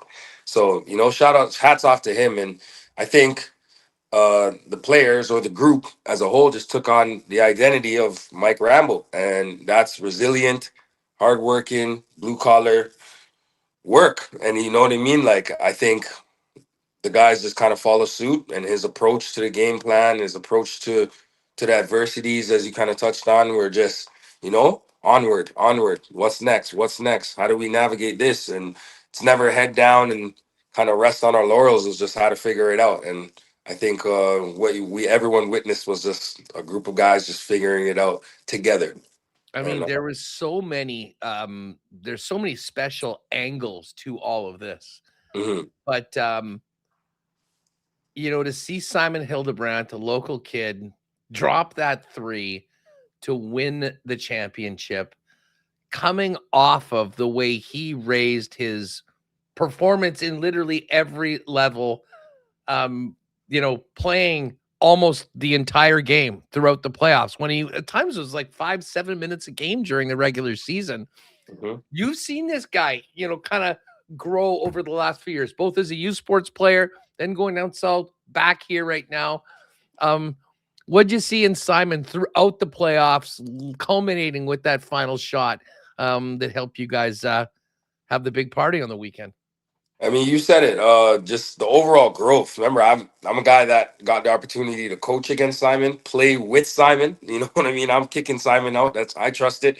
And now just coaching Simon, the player itself, and he's just a breath of fresh air because he's just a good kid.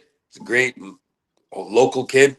Comes in ready to work, humble, super low maintenance, and he's always team first. And I think he had that next man up mentality when a couple guys left us late there, and he was just ready for the moment. Super proud of him and super happy for him as well. What did you see from him, like right out of the gate in the SAS game? He was everywhere, and then we saw what he did, even elevating it in Vancouver. It was, it's a great story about opportunity coming, and opportunity comes in a whole bunch of different ways. Guys getting hurt, leaving. Trades. It's pro sports. Yeah. But it was amazing to see him. It's kind of like he'd been preparing for it all season long. And when his number got called, he was more than ready to do the job. More than ready. And I think with Simon was more of those stay ready so you don't have to get ready. And it's almost like he read the room and he just kind of seen that my opportunity will present itself. down the stretch here. And as you said, he was ready for it, and he seized it. He definitely seized it in tremendous fashion. So You happy know, for Alex, listen, the CEBL has some marquee players. him. Xavier Moon has been one, and maybe you can just speak to playing against him throughout those years, getting him on the squad. Took a little while for him, but then when, three of the starters are out, really from the get-go of that Saskatoon game, it seemed like the Sea Bears had their floor general, and if they let Moon lead the way and everyone followed in, good things were going to happen. Yeah, no, absolutely. I've had constant battles, even from the other Canadian league prior to the CBL, like just against Moon, and so I know how good that kid is. And it's like, he was killing me for years prior to this, and so when I got the position and I sat down at the round table with Mike, it was just like, just if there's any guy that I know that can wear that crown and kind of bring a chip to Winnipeg, it's Xavier Moon. And Mike kind of went to the drawing board, did his research, and he obviously connected them two, and it was just a kind of match made. And ever since then, we ran with it. And obviously, there was some adversity during the season with clearance issues and stuff, but as you said, resilient group. We found a way and got it done. Yeah, I mean, Jelani was amazing too. I mean, how big were those threes in the first half? Like the team started off a little sketchy. We're Yep. waiting for a couple baskets to go in. And then he hit that one from about the finals logo, a good 6 feet back from the 3-point line. And I said to Remus and the guys who were receiving, I was like, okay, he's heating up right now. It's go time. And they got the ball back to him a few more times. I mean, those big shots at key times. It just seemed like the minute the team got that offensive confidence, they never really looked back on Saturday. Exactly. I'm gonna be honest, to be super transparent with you. I think it was like something spiked in Vancouver, where it was like in the third, and it was like, why can't we do this? We're underdogs, all the storylines, whatever. Why don't we just band together and get this done? And there was enough talent, more than enough talent on the team as well. And I think it was just something clicked with the guys, and everyone just started playing together. And when you play that brand of basketball, it's very fun, and the ball is free flowing, and nobody cares whose turn it is. Like it may be Simon's tonight, or Jelani, or Trey McGowan's, or Xavier Moon. So it's like you never know how they're gonna get you, or DJ Burns. Like, you know what I mean? So DJ, it was a he's the full hype team man. effort. He's the hype man. The energy of it was so great. I mean, getting the crowd into it. He was a fast fan favorite. I'll ask you this because I think you're the best person to pose it to. You're synonymous with this league. I mean, played more than anyone. You've moved now from a player to a head coach, but you've been around the CEBL for a really long time. Yeah. You've seen it here in Winnipeg. You've seen it around the league. Just how special was that scene here in Winnipeg in that full house? Not just for the Sea Bears, but for the league to have that, hopefully, is the lasting memory of the 2026 CEBL season. No doubt. I think it was one of those things where we're just super grateful that we got the opportunity to kind of run it back. Remember, we were hosting last year, and we kind of dropped that ball, I feel like, in the semifinals there. And it took the wind out of the place. The city and the fans come out to support us, and I just felt like we didn't leave our best effort necessarily on the floor. So it was a full circle moment. Super grateful that we had the opportunity to kind of run it back in a winner takes all game in Winnipeg at Canada Life, and the fans showed out. The fans showed out, man. So, Alex, just tell us take us through end of the game. I mean, what did it feel like for you? I mean, to see everyone celebrating together, the interviews, the confetti flying. I mean, you've put a lot into this organization over the last number of years. How special was it for you to be a part of it? No doubt. I'm super special, actually. And obviously with Chad posthumous, the passing of Chad, he's the one that kind of brought me here. He's the one that convinced me, Winnipeg, don't retire Lex, like Vancouver, whatever, come out to Winnipeg. And so here I am, and it was very just special to see, his parents and stuff out, and the whole organization just still celebrating him with his jersey up there in the rafters. Is just super surreal. Dude, how about his dad's getup for the game too? He's legendary, man.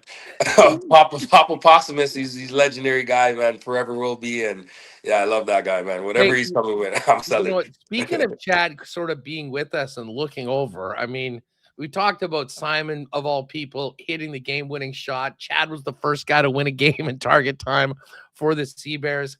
You know what I felt something maybe was happening with this team? Was when his sister hit the half-court shot in the Saskatoon playoff game. Yeah, man. This is what I'm saying. It was written. It was written. It was all just one thing after another. And it was like, people call it luck. People call it a blessing. I don't know, earned, whatever you want to go with. But everything kind of just fell the way it was supposed to fall. And I have no complaints with it. Hey, tell us about the evening of a championship Saturday. How did the team, I imagine the whole organization was probably part of that celebration when you win something as significant, and knowing, I mean, we focus in on the players, but I have to give credit. I mean, from the coaching staff to Rianne in the front office, Emily, who helps us line up. I mean, there's a lot of people pulling on the same rope. And I imagine that was just an incredible night for anybody with a piece of the Sea Bears. Absolutely. I'll put it to you like this, when we lose together, we all lose together. And so when we win together, we all win together. We definitely all celebrated from the top down, and enjoyed it for sure that night. The summer we had just as an organization as a whole, whether it was on the court stuff, off the court stuff, and we're able to persevere. And yeah, we definitely all celebrated, brother. So now, it was a good day to beat a Sea Bear. I really hope too that with the success of the Sea Bears and seeing players like Simon Hildebrand and Mason Krause, make big contributions, that there might be an uptick in here and elsewhere for the U Sports game. You, of course, are heading back to the U of S with the Huskies. Mike Rainbow is the head coach right here in Winnipeg of the U of M West, or the U of W Westman. Kirby Shep does a great job with the Bisons down on the south side of the city. Absolutely. But I got to ask you, you've worked so hard to get to the pinnacle with Mike. What's it going to be like when the Huskies and Westman tangled this year in the Canada West schedule? I mean, it was always a dogfight, man. It was always a dogfight. Rambo's a defensive-minded coach, and the stuff we got going on at Sask, we preach defense first as well. So I do remember just one funny story. A couple of years ago, we came to Winnipeg, and the final score was like 52-58 or something like this. So that's the type of brand of basketball you guys should expect when they go toe-to-toe with Mr. Rambo there. So what's it like for you? I guess you got to hit the highway pretty darn soon and get to work for the winter? Absolutely. Short turnaround. I mean, the work really never stopped. I was kind of working on recruiting and stuff like that simultaneously throughout the summer, and kind of going back and forth. So it was a lot, but I'm excited to get going and get the U Sports stuff going, and you hopefully use this CEBL Championship as some encouragement and excitement for the younger guys. You know what I mean? For CEBL to provide this platform for these young guys is priceless. Well, you know what? I'm just so happy for everyone in that organization. I mean, obviously, David Asper, the support that he gives is first class. For Rianne to come over and, win the championship in her first year as the boss is really cool. But, I know how much the people that work with the team love being a part of it. And from talking to the players, especially the guys with local roots, it was such a unique opportunity. And to see it culminate with one of the most special playoff runs we've seen in a championship has been something that we'll certainly be talking about for a long time. Hopefully it takes the Sea Bears to another level here in Winnipeg, and hopefully it's something that the rest of the league can kind of see and emulate and take this game to the next level. But I will tell you on a personal, Alex, you're one of my favorites to have on the program. It was so great chatting with you throughout. Congratulations to you. Certainly deserved it along with everybody else there. And listen, I'm still a Bison guy and a Winnipeg guy, Westman. I probably won't be wearing the green and white when you guys come to Duckworth or IGAC this year.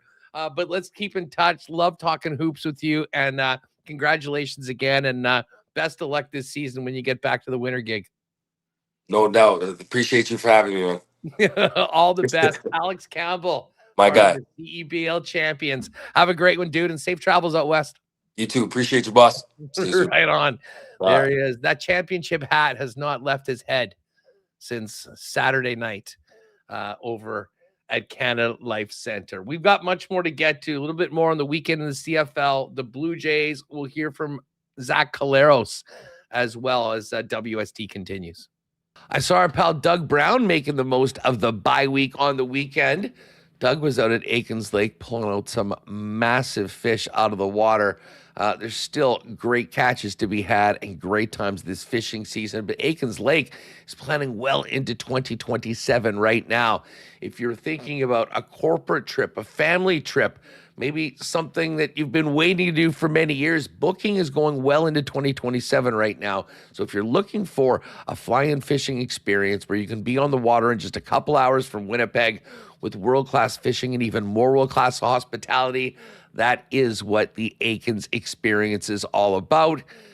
Check them out online at aikenslake.com or all their social channels at Aikens Lake for more information on remaining availability for 2026 and booking into 2027. Lots going on in the golf course these days. We had Mitchell Brennan run away with the PGA Tour event on the Wyndham, and now it's on to the playoffs. But I can tell you the Breezy Bend Golf Report for this weekend is that Breezy Bend is absolutely mint and immaculate. Got a chance to play there on the weekend, just had a great time with some friends, and holy smokes, is the course in great shape. I think many of our courses are, but we're seeing now, some of the new greens that they built over the last couple of years, the course improvements really starting to take hold and take shape. If you are thinking about a great long-term home for you and your family at one of Winnipeg's top private courses, check out breezybend.ca or give our pal Corey Johnson a call at 895-7205 for more information on Breezy Bend for 2027. All right, we'll continue the show, but first up, let's give a big cheers to our friends at Winnipeg's favorite local brewery, Little Brown Jug. You train day in and day out, learning new techniques, approaching new concepts, and living out the thrill of achieving your goals. Building a craft beer is no different. While you spend your hours on the ice, we spend ours here, brewing our trademark beer. Again, and again. Here's to pushing the status quo and challenging ourselves to build something memorable. 1919 by Little Brown Jug.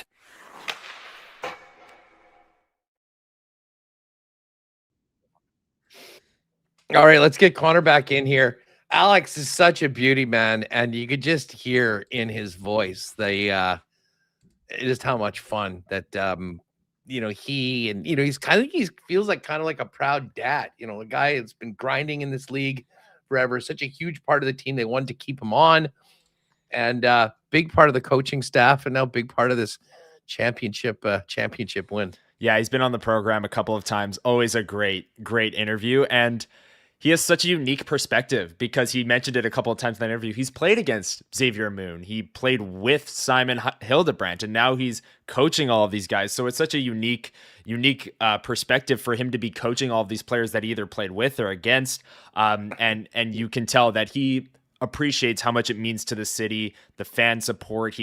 He knows a ton about the CEBL, as we know, and seeing that scene for the finals with all of those fans there, you can tell he appreciated it. So, yeah, shout out to Alex Campbell. Great interview. I'm just looking here. A lot of talk in the chat as we move on from Sea Bears season to hockey season. And a lot of people talking about this alumni game coming up. Big buff. And a lot of people wondering, well, what's up with tickets? To be correct, tickets are not on sale yet. Although I can tell you, I already have a pair.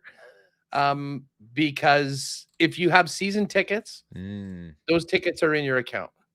And again, as much as I loathe to give T-Well credit, T-Will was exactly right on this. Jets management using the alumni game as a carrot to a dangle to get people to buy season ticket packages. Buffs return should try to drive some extra season ticket sales, as they should. If you have season tickets, you're guaranteed your seats for that game in the building. I would imagine that in the next probably week or so, maybe a little longer than that, because as I said, I know they're working really hard right now. I mean, I know a lot of people that have just been to games that have been getting contacted. I mean, they're doing all the things they have to do. I mean, if this team is going to be successful and, survive long term, it really is going to take all of us. And not that I want to rehash this conversation, but, they lost a lot of people from the earlier years. And basically, since the pandemic, really have been, increasing the amount of people in the ticket sales department, doing all those things that you have to do that maybe they didn't in the first few years. So certainly the organization's working hard to do that. And as someone that spent a long time doing exactly that before I sort of transitioned to this part of my, I guess, professional life, having a ticket that it will be is in high demand is huge. If you're out there, pounding the pavement, trying to get people to commit to whether it be a season or a half season, or be involved at truly making an investment in the team before the season goes. So, if you have been thinking about sharing or getting in on seasons, for sure, I think that your best bet, if you're interested in that, would be just to holler at the Jets. They'll set you up with someone and they can kind of fill you in exactly as to what's going to be happening with the other seats. But that game will be full. There's no doubt. But I think, as goes without saying, they are going to take care of the people that are making the commitment for more than the one night first up. And that makes a lot of sense. And that's how I think any professional team would sort of go about it. So don't worry, you have not missed the on sale for that. They're just working hard on a bunch of other things before that goes. And I'm not sure whether that'll be something that they put on whatever's remaining in October at some point. But I think we all know that if there are tickets for general sale, the minute that those are put on sale, they are going to be gone like that. So that is what's happening. By the way, while we're having this topic of Jets tickets, I know now that the schedule and the promo schedule is out, there's been some people asking about WST nights and games this year. Put together a preliminary schedule, met with the folks at the Jets after Thursday's show at the Forks. So we're kind of targeting 5 games this year, an October game, a November game. The December schedule didn't really work that well. There's just the games really close to Christmas that are tough for a lot of people. So I think we're going to skip into January and then do 3 games in the second half of the season. We've got some beauties picked out. Just confirming that. And one thing that I had hoped to do, and I don't have an answer yet, but there's a lot of you out there that basically came, if there was a WST game, you were there. The first year we had just a package and you had to get all the games. Then we moved away to single games because, sometimes people could or couldn't make it a particular game and it was tough for them to commit. But for the people that want to, we're going to try to get the package. If you and say some other people from the chat want to sit together with the same people for each game, you can kind of arrange that in the Discord, working on having a rep from the Jets that we can direct you to that can go in. And obviously, if you're going to commit to the 5 games, we'll get you the best seats. You can sit beside the people that you want to, and you'll sort of be set. So basically, we'll be like a package with the team, and we might even be able to get, one of the incentives that you get for like a 4 or a 6 game pack in with ours as well. So lots happening behind the scenes, working on that. Stay tuned. Would love to have information for you at some point this week on that. But if not, stay tuned. And as soon as we know for sure the confirmed dates and how that's all going to work, we will be throwing it out to you here. And we'll get planning for getting together with you all in October at some point for our first WST game of the year. It is crazy, Connor. I mean, it's still beautiful outside. We're talking Gold Eyes, Sea Bears, and Bombers. But by my calculations, we are basically a month from Vigo Mania taking over Winnipeg in the start of training camp in the preseason.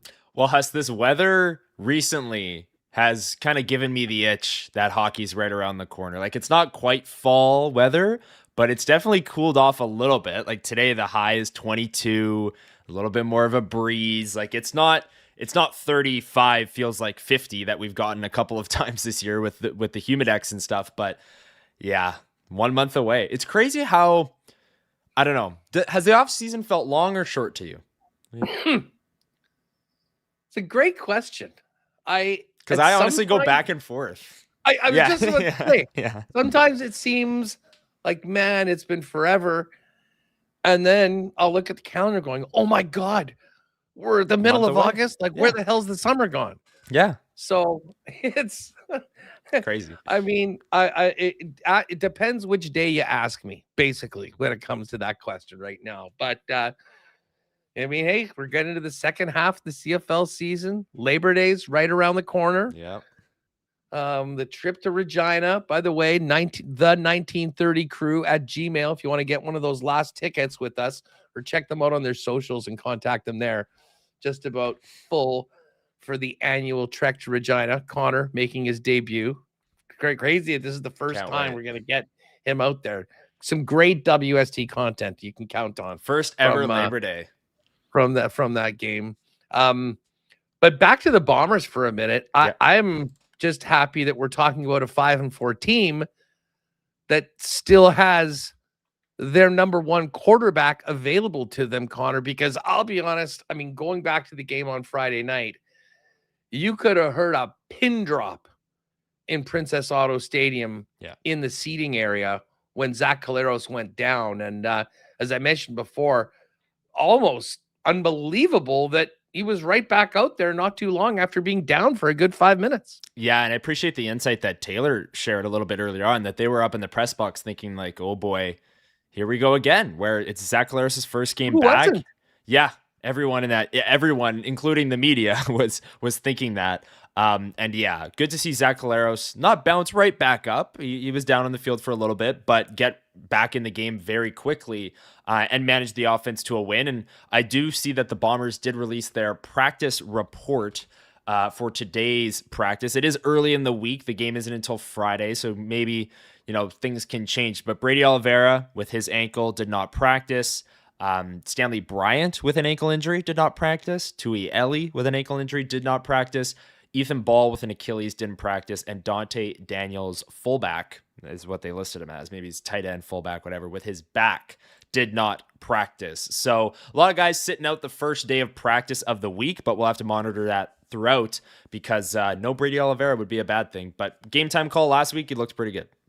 Dude, Brady was a beast. He'll be there on. You think you're keeping him out of the lineup in a road game against the first place Edmonton Elks the way the season's at? No chance.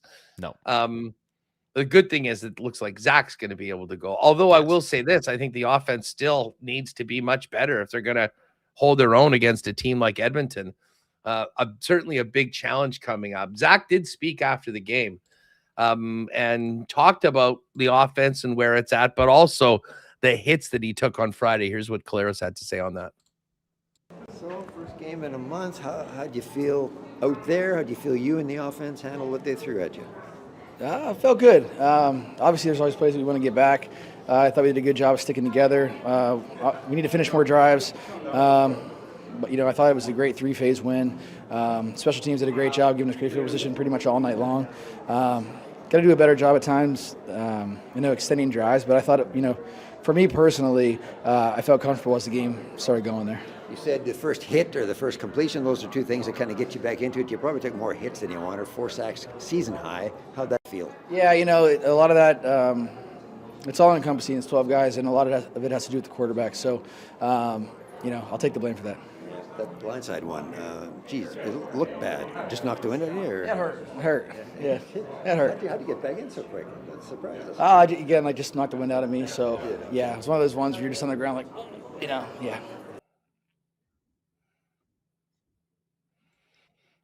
All right, so there's Zach. And, I mean, listen, he can – I guess the way they described that was just sort of like the defense that really got them on that one because it wasn't just like a complete blown coverage. Hey, you want to get rid of the football earlier for sure, and I think there was a couple sacks there that I think that's sort of what Zach was talking about, him taking the blame for that one. But we do not need to see any more blindside hits on Zach Collaros. That was enough on Friday. Yeah, 100%. And I was trying to say this on the Bombers report this morning, but going off of Zach's comments, there's so much that goes into quarterback sacks. Aesthetically, though, it's not great seeing the free rusher come off the edge and Zach completely not looking oblivious. It's just, those are the sacks you really want to limit, because Collaros took 4 sacks in the game. And the first couple, the O-line blocked up. He had 3 or 4 seconds to throw. Maybe guys weren't open down the field. And then he's getting tackled, but he's not getting blindsided, completely crushed with a free rusher who has a full head of steam. It's just kind of like a normal quarterback sack. So you want to limit them however which way they come for the sacks. And we talked about it, whether it's Drew Brown or Zach Collaros, they're going to have to protect the quarterback. And that pressure on the O-line and really the whole offensive unit to protect Zach is going to be ramped up against a pretty damn good Edmonton Elks D line that has been, with Malik Carney this year, has been wrecking opposing QBs. So they have a stiff test coming up this Friday in that regard.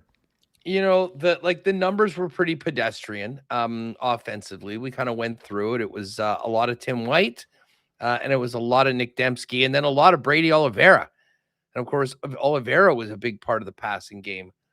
The one thing we've really been missing, and I don't know, maybe there's been a game or two, but it's wild at how Ontario Wilson's numbers kind of get deflated when Zach is in. Like, Drew Brown can't throw to the guy enough. Yeah. And again, this isn't about that ridiculous drop. That was pretty bad. But he was targeted 5 times and had 0 catches. And say we'll give him the 1 for a touchdown that should have happened.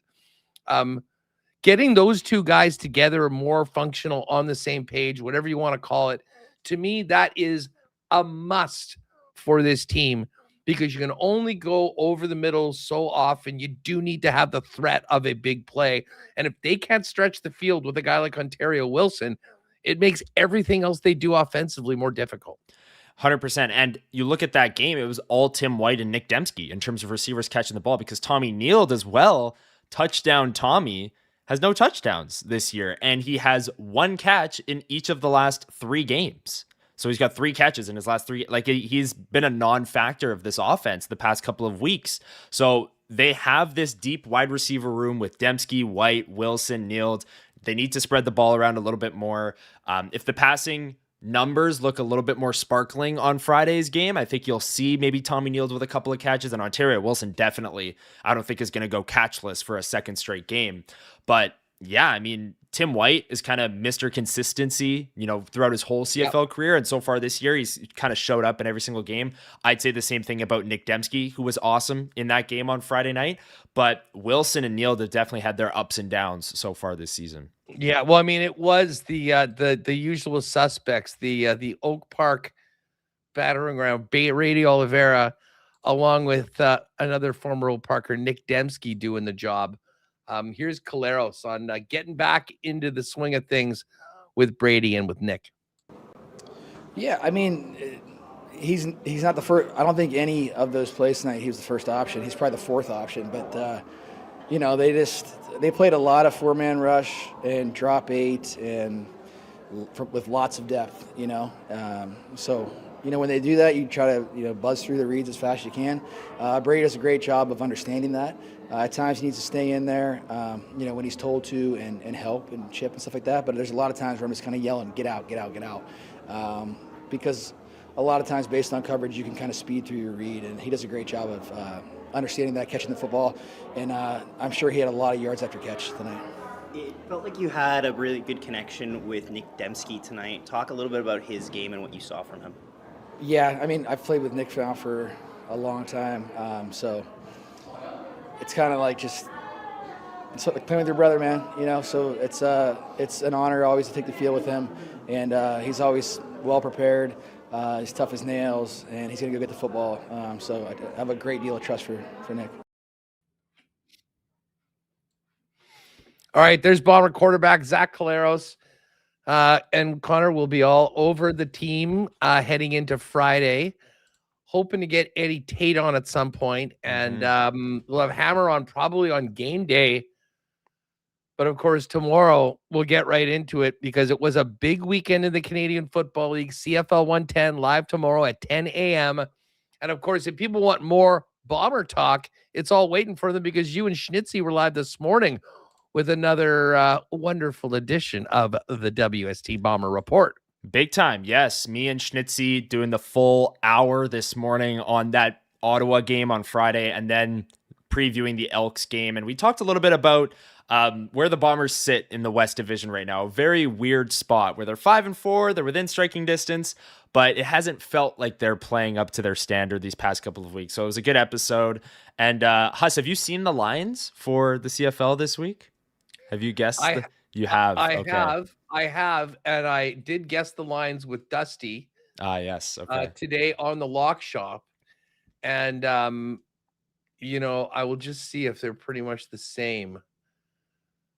From so this is interesting.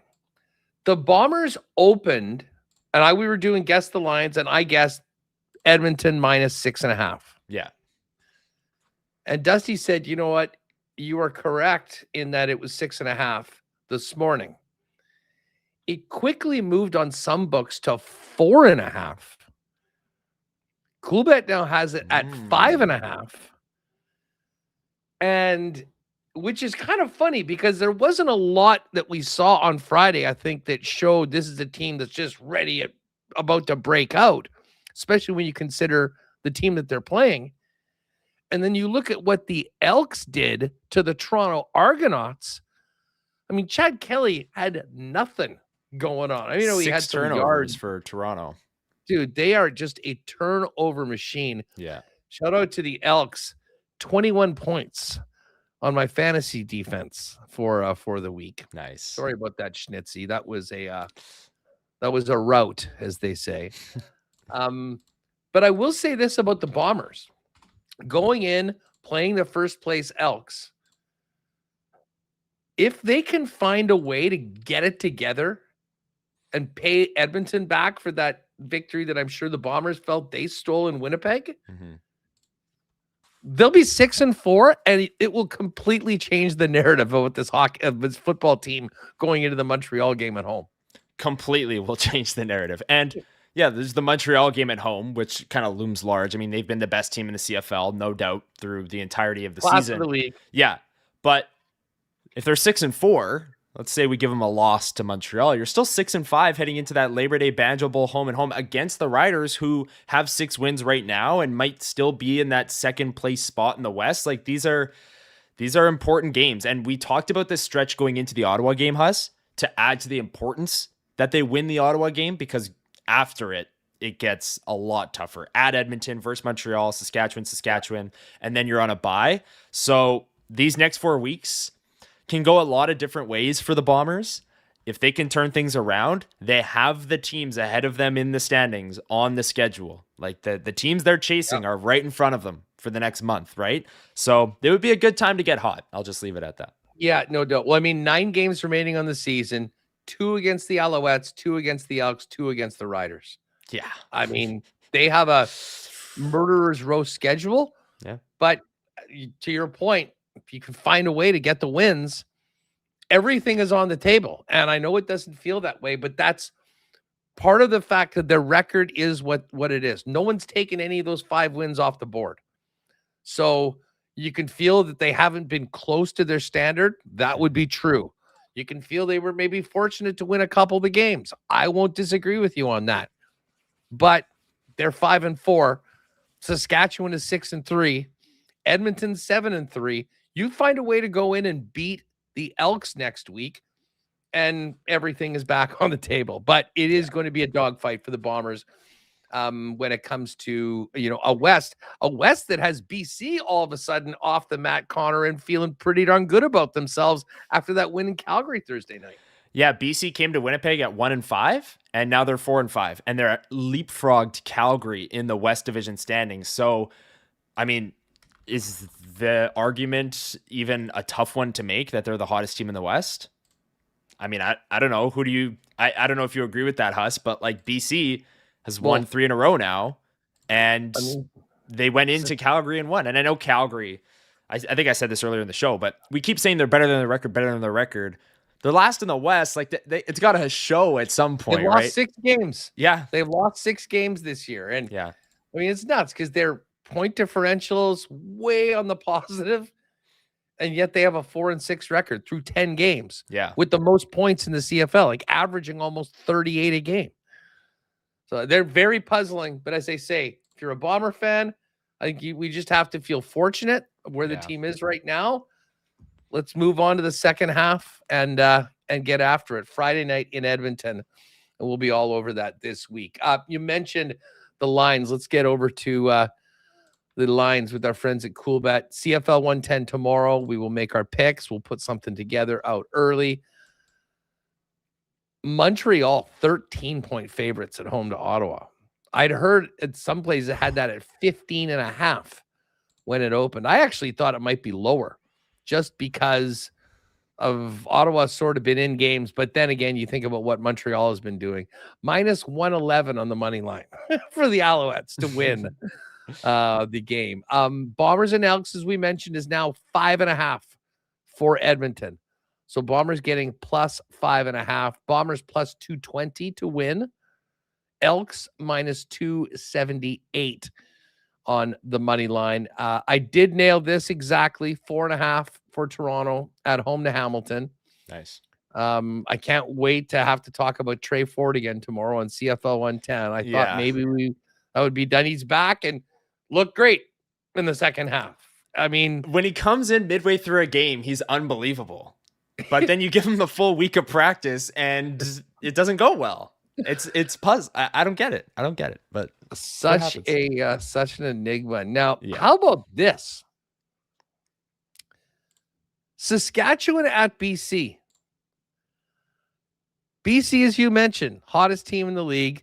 Sask, bit of an off night last night and missing a few players. I said to Dusty, I thought that this would be Sask minus 2.5. He said at the time it was minus 1.5.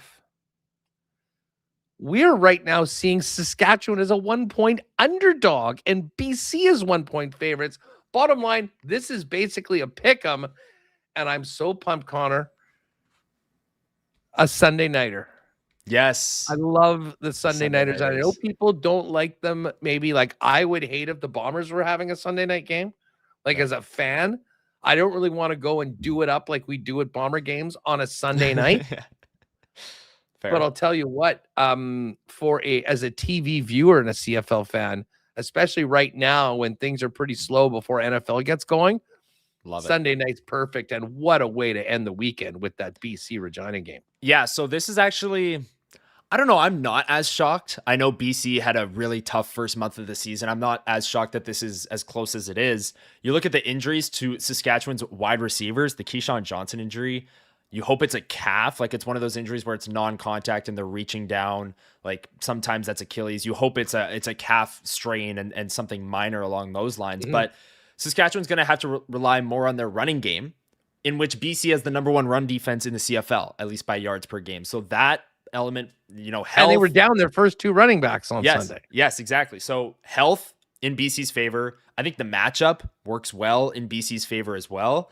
And they're at home on the fast track. Justin McInnis, Keon Hatcher are going to be running around with Nathan Rourke. Xander Horvath the past couple of weeks has been, just come out of nowhere and been awesome for this BC running game. So I don't know. I kind of, if you made me guess the lines here, I would have said BC maybe like -2. I think I actually like BC in that game.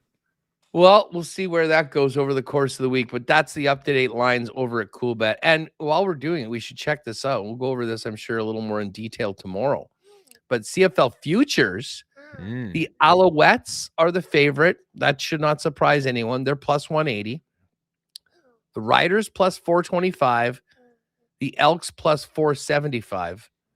I'll be honest, I don't get the Argos at plus 650. I realize that they're likely to be second and they'll have that opportunity, but we're talking about actually making it through Montreal and then winning the Grey Cup.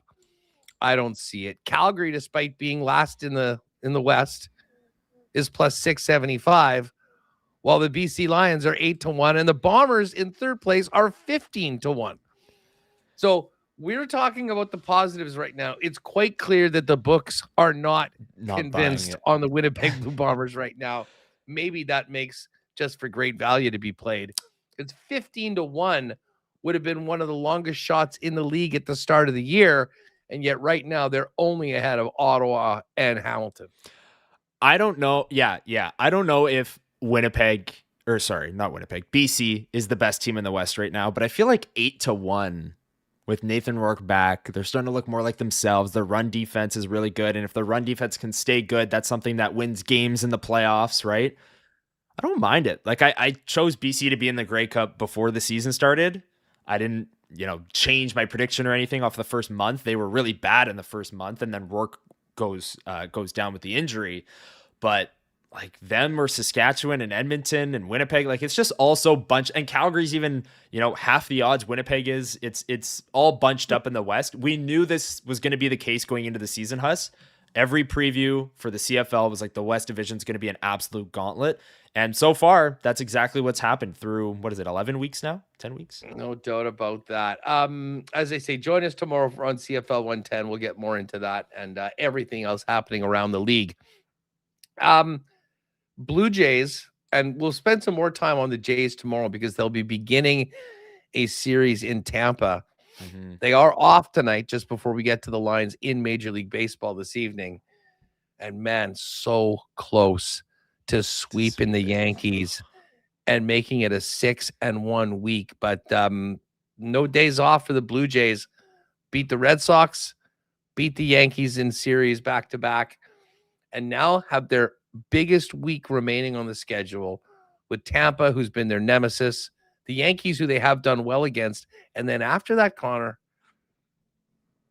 a month of games with a total win-loss record at about 488 or 490 on the season. Yeah, it's they play every single team they play. Sorry, after this next week is under 500. Like they have the easiest schedule, or one of, in the MLB for the remainder of the season. So you get through this stretch, that could be key for the Blue Jays, and they have to do it without Vlad, who's on the 7-day concussion IL. So at least for a couple more days.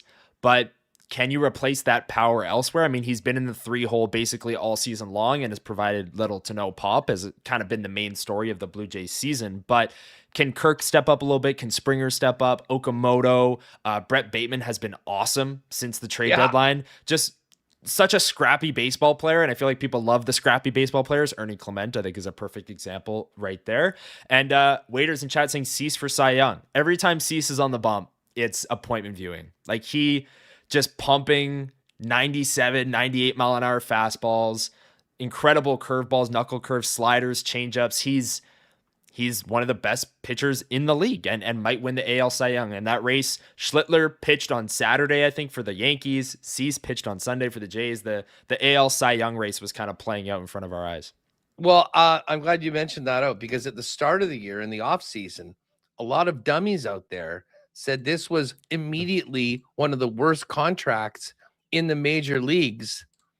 I didn't listen to the dummies. Tough take. And I went to CoolBet and put a little sprinkle on Dylan Cease to win that Cy Young at 25-1. So we're live right now. Every time Schlittler pitches, I'm just hoping he gets rocked. Yeah. Because he's got some great numbers right now. Obviously, the team's better.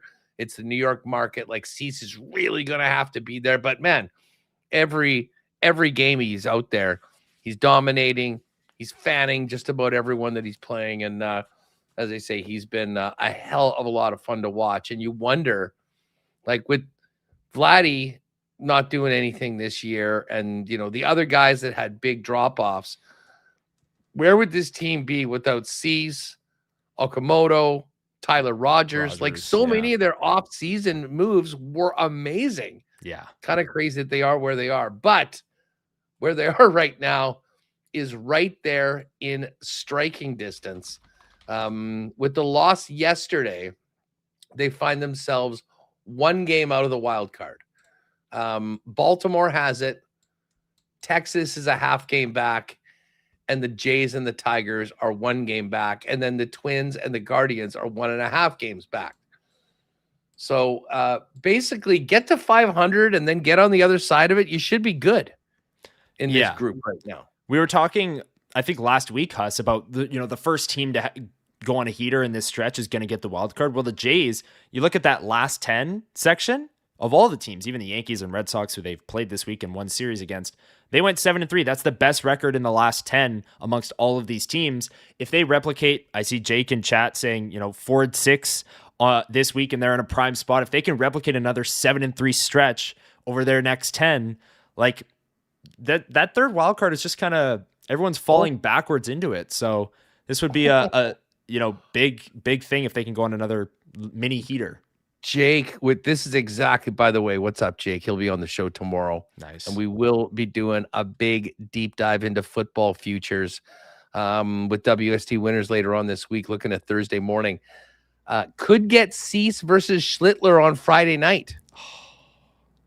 And that's what I need. Like, I need those guys to go head to head, have the Jays rock Schlittler, and have Cease just be lights out. If you're putting your faith in the Jays to rock anyone, though, it's probably not going to go well. No, and I mean, the game that I went to the day after the soccer game, the World Cup game in Toronto, was Gossman versus Schlittler. And Schlittler was unbelievable. He was not given much up at all. It was a real pitcher's duel that day, and they didn't have a lot. But again, dare to dream. My C's ticket is still live until we get to the end of the season. But right now is the time to shake up those numbers of Schlittler, and a head-to-head win would be massive for those of us with futures on Mr. Dylan C's. That would be massive. Schnitzy, please stop. Read the fantasy talk, Huss. I lit up Schnitzy this week. Oh, really? My team was incredible, Connor, and despite VA being very poor, everyone else, including the Elks D with the 21. By the way, Jake is in chat right now. Ricky Tiedemann called up for the Jays. BDR.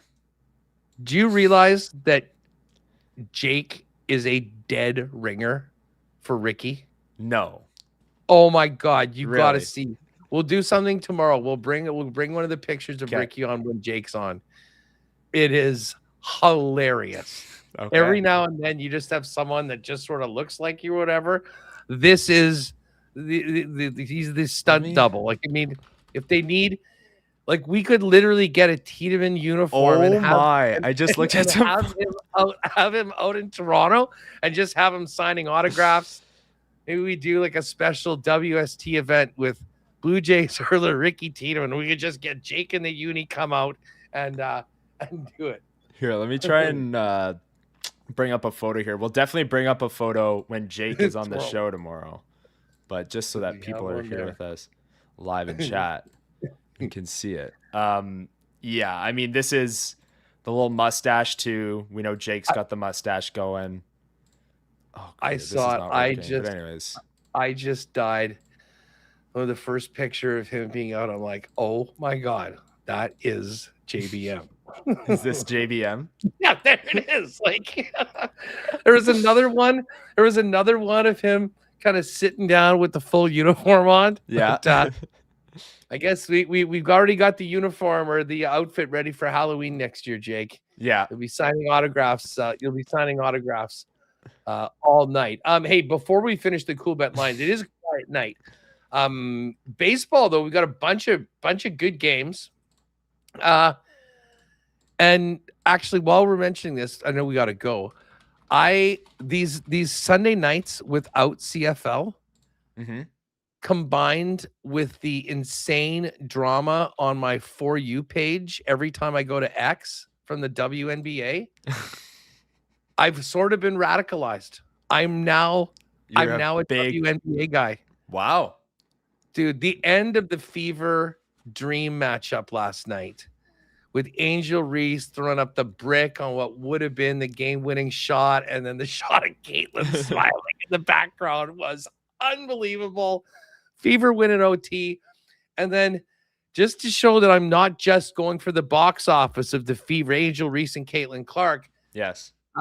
Then locked in for the Phoenix Mercury versus the Portland Fire. Wow. Okay. I don't know how it's happened, but I think a lot of the drama, all this stuff, I know more players. I know more stuff just about the league. And now I'm actually following it.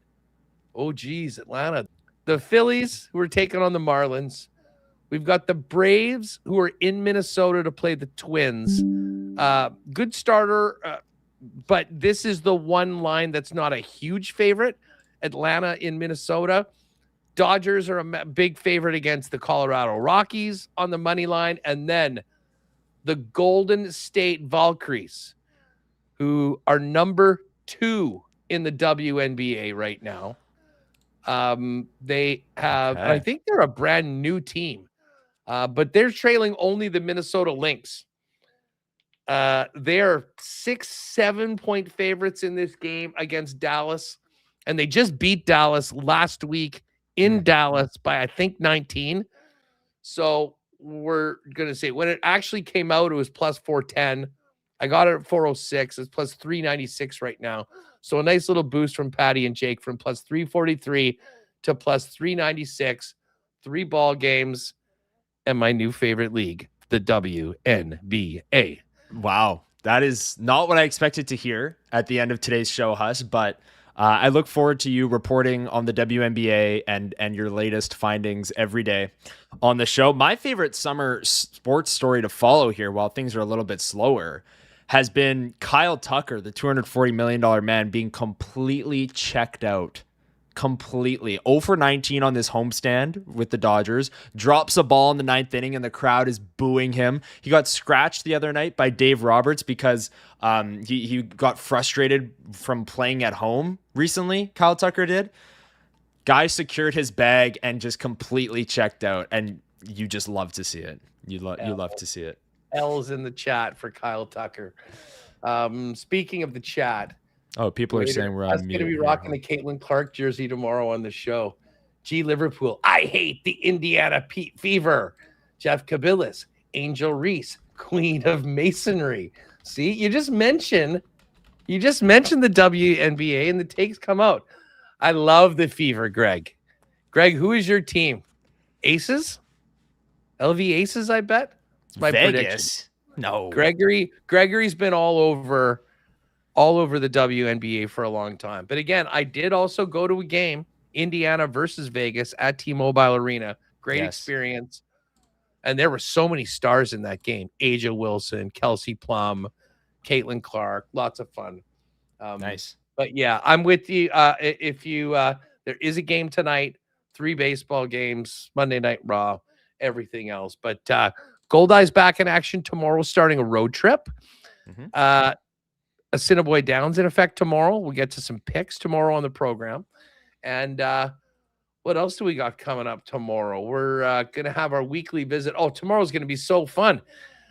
An hour with the rabbi, Matt Leibel. He's been on me. We've been waiting to he's booked it off. We're going to get in. Leibel's going to be with me for the first hour of the show. Then Murat's going to jump on. We'll have Jake. We're going to check in with Sport Manitoba. So it should be a really good one. And then can't wait. I'm really looking forward. Jack Tuchinski back from the World Flag Championships, playing for Lapo. He's going to join us on Wednesday.